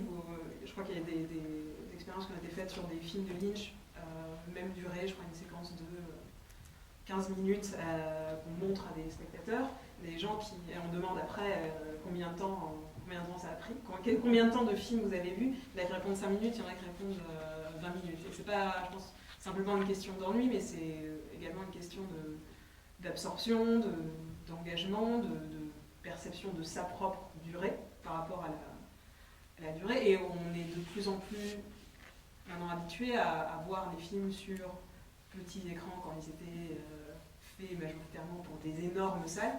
On est revenu quand même de cette culture des salles des années 30, énormes, écrans uniques, etc. Il y en a quelques-uns encore à Paris, qui sont d'ailleurs des objets, des lieux de fétichisme. Prenez la Cinémathèque française, la salle Henri Langlois, ou le Max Linder. Je crois que c'est au Max Linder, très longtemps, il y avait une phrase qui disait si vous y allez pour la salle, n'oubliez pas de voir le film. Ce qui résume un peu la démarche spectatorielle. Et en même temps, de la même manière que le numérique n'a pas tué la pellicule, je ne suis pas sûre que le transfert des supports de vision tue le cinéma. Ceci dit, quand vous demandez aux gens qui sont du milieu où voir les films dans leurs meilleures conditions, ils vous répondront c'est à Cannes, parce qu'à Cannes, l'écran est immense, la projection est parfaite en termes de son, d'image. Donc il y a quand même un certain standard, mais qu'il a encore une histoire d'expertise, et cette fois plutôt, je pense, professionnelle que commune, sur comment voir un film. Deux aspects, pour moi aussi très importants de voir le film au cinéma. Un, c'est l'obscurité, parce que enfin, l'idée, c'est que ce qu'on a en face de soi, c'est un écran, un objet, mais en moyen de l'obscurité, on oublie cet objet, on regarde les autres choses qui sont les choses filmées, tandis que je vois beaucoup de gens qui regardent des films sur le train, comme ça, mais là, l'objet, l'ordinateur en face de ça, on ne peut pas l'oublier comme on oublie l'écran quand on regarde un film dans l'obscurité dans ça. Et le deuxième aspect très important, c'est la collectivité de la vision. C'est ce que je trouve très beau dans le cinéma, c'est le fait que le point de vue, on a tous les mêmes, c'est le même pour tous les gens, même si on est assis avant ou arrière, on voit les choses du même point de vue, tandis que dans la réalité, on voit des choses toujours dans des points de vue différents. Donc on partage le même point de vue avec des autres gens. Mais si les autres gens ne sont pas là quand on regarde le film, on se partage, c'est seulement une possibilité qui n'est pas exploitée. C'est vrai que on va couper, on va laisser juste le temps pour... merci beaucoup. Pour juste quelques questions de la salle, peut-être. Alors, est-ce qu'il y a des questions dans la salle où tout est paru clair et assez clair?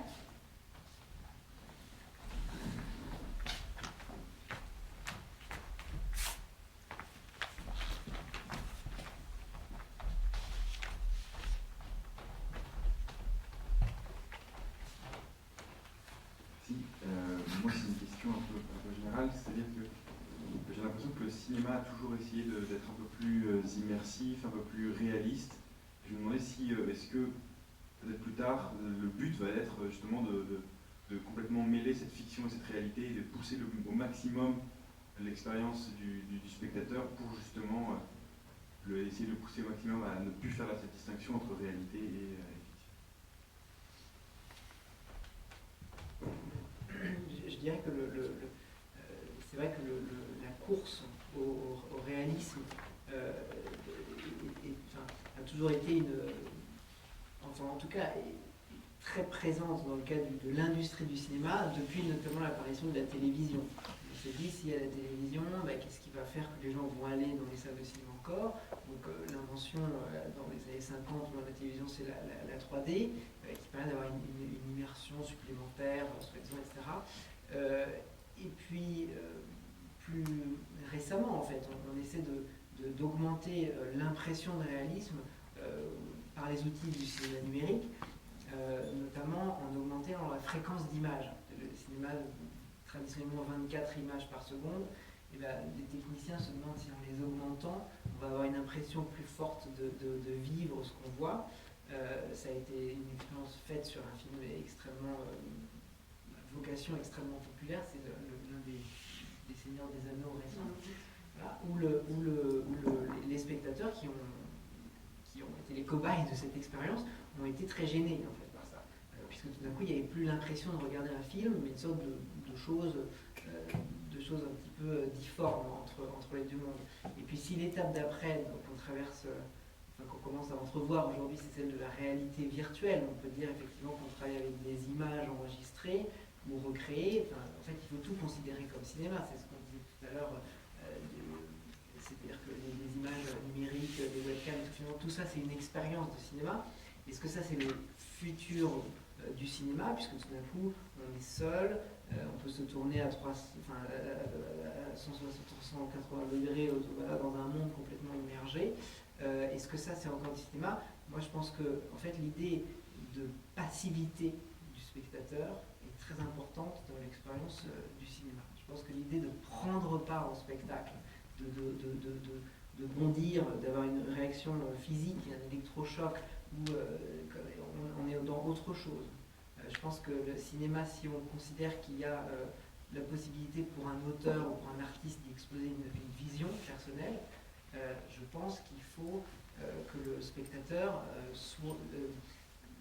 subisse cette expérience sans être agressé par elle. Je pense que de prendre part au spectacle, c'est autre chose. Après, c'est un fantasme du spectateur depuis les débuts du cinéma, de casser le quatrième mur, de passer dans l'image. Des films qui ont été faits sur ça, déjà le caméraman de Keaton, voilà, il y a cette scène où on passe dans l'écran et on vit les aventures, etc. Mais je pense que là, finalement, c'est en cassant ce quatrième mur, on casse aussi l'idée cinéma de la présentation par un auteur d'un monde organisé qui existe selon les lois qu'il a décidées.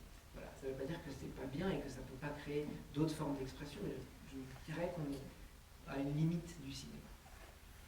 Je suis très d'accord avec ça. Enfin, j'ai essayé Oculus il y a quelques mois et c'est tout à fait différent du cinéma. Même le film le plus immersif, je ne sais pas, Le Seigneur des Anneaux ou Star Wars, même le cinéma 3D, c'est tout autre chose. Là, on est là enfin.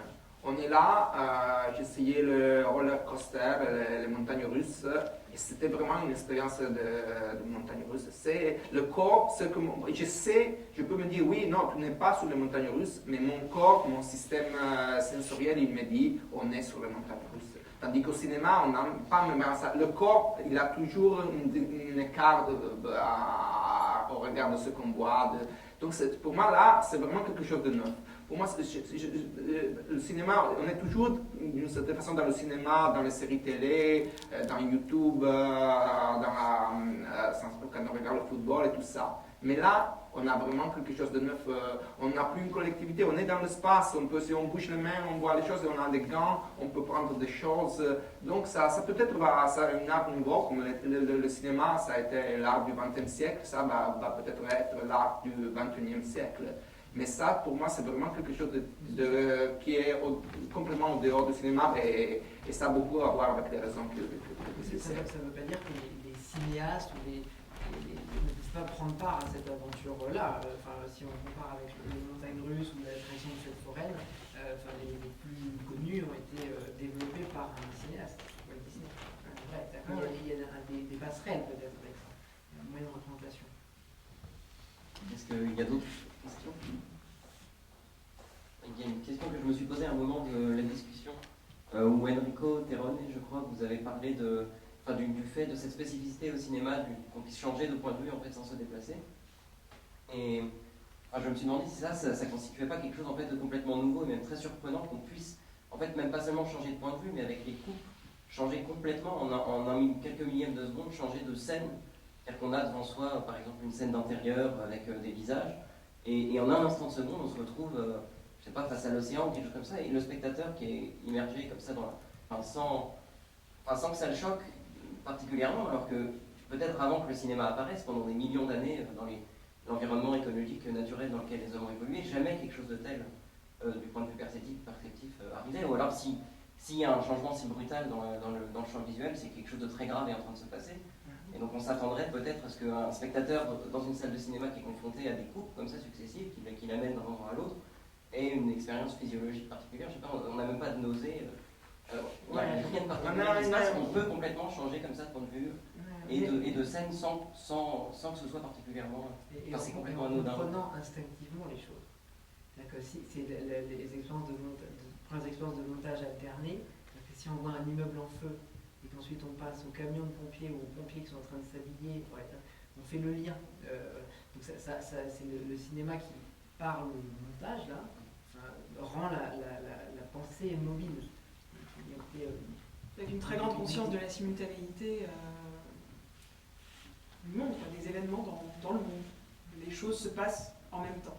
Oui, je comprends, mais même indépendamment en fait, de la signification, du fait qu'un pompier se soit lié à l'incendie, je veux dire vraiment au niveau visuel, au niveau du système perceptif, on perçoit des choses qui Une explication de ça, c'est que certains théoriciens, au moins, ont cherché d'expliquer pourquoi il y a un choc, mais ce n'est pas si fort, c'est pas si...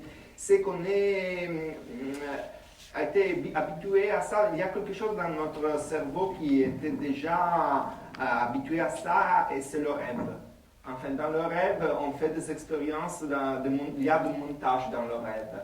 Donc, une raison pour laquelle l'expérience du spectateur en face un film avec du montage, c'est pas si effrayant, c'est pas si déroutant, c'est peut-être qu'on est déjà entraîné à faire ça dans nos rêves.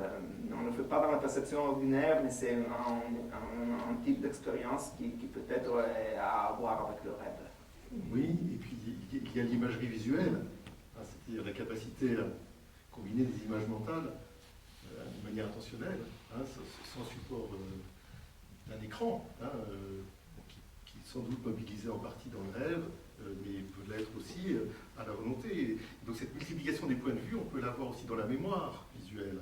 On peut se voir en train de nager depuis une vue aérienne, en plongée, et puis en même temps ressentir l'effet de l'eau sur son corps et voir la surface de l'eau à l'horizontale. C'est-à-dire que ce n'est pas si extraordinaire. Moi, je ne suis pas convaincu par le choc du montage dont vous parlez à nouveau. Je pense que c'est le développement d'une capacité naturelle et qui a beaucoup à voir avec la narration. Une intuition, en fait. Mais il y a un paradoxe avec l'histoire du nageur est intéressante parce que c'est vrai qu'au cinéma, le point de vue subjectif, c'est-à-dire que quand la caméra est à la place d'un personnage, le spectateur ressent cette image comme le point de vue le plus inconfortable qui soit. C'est-à-dire que c'est rarement un point de vue qui est utilisé, ça n'arrivera jamais, c'est impossible que ce soit utilisé comme un point de vue de sérénité. C'est souvent le point de vue, si vous voulez, du tueur. Le prologue des Dents de la Mer, ou le point de vue du monstre. Donc c'est ça. Donc l'idée que en fait, finalement, pour s'identifier avec un personnage, on s'en extrait, quoi. Et ça devient un point de vue objectif. C'est en ça que là il y a un fossé avec l'énonciation dans la littérature, où le jeu est beaucoup plus facile à manier. En fait, le jeu écrit est plus facile à manier pour le lecteur que le point de vue subjectif pour le spectateur de film. C'est encore une comparaison. Il y a des questions?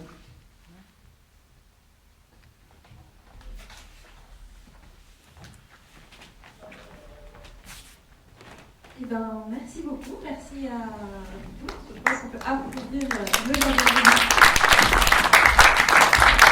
Et la fois, de nombreuses fois pendant la conférence, donc cette table ronde a été filmée, donc vous pourrez la retrouver bientôt en ligne.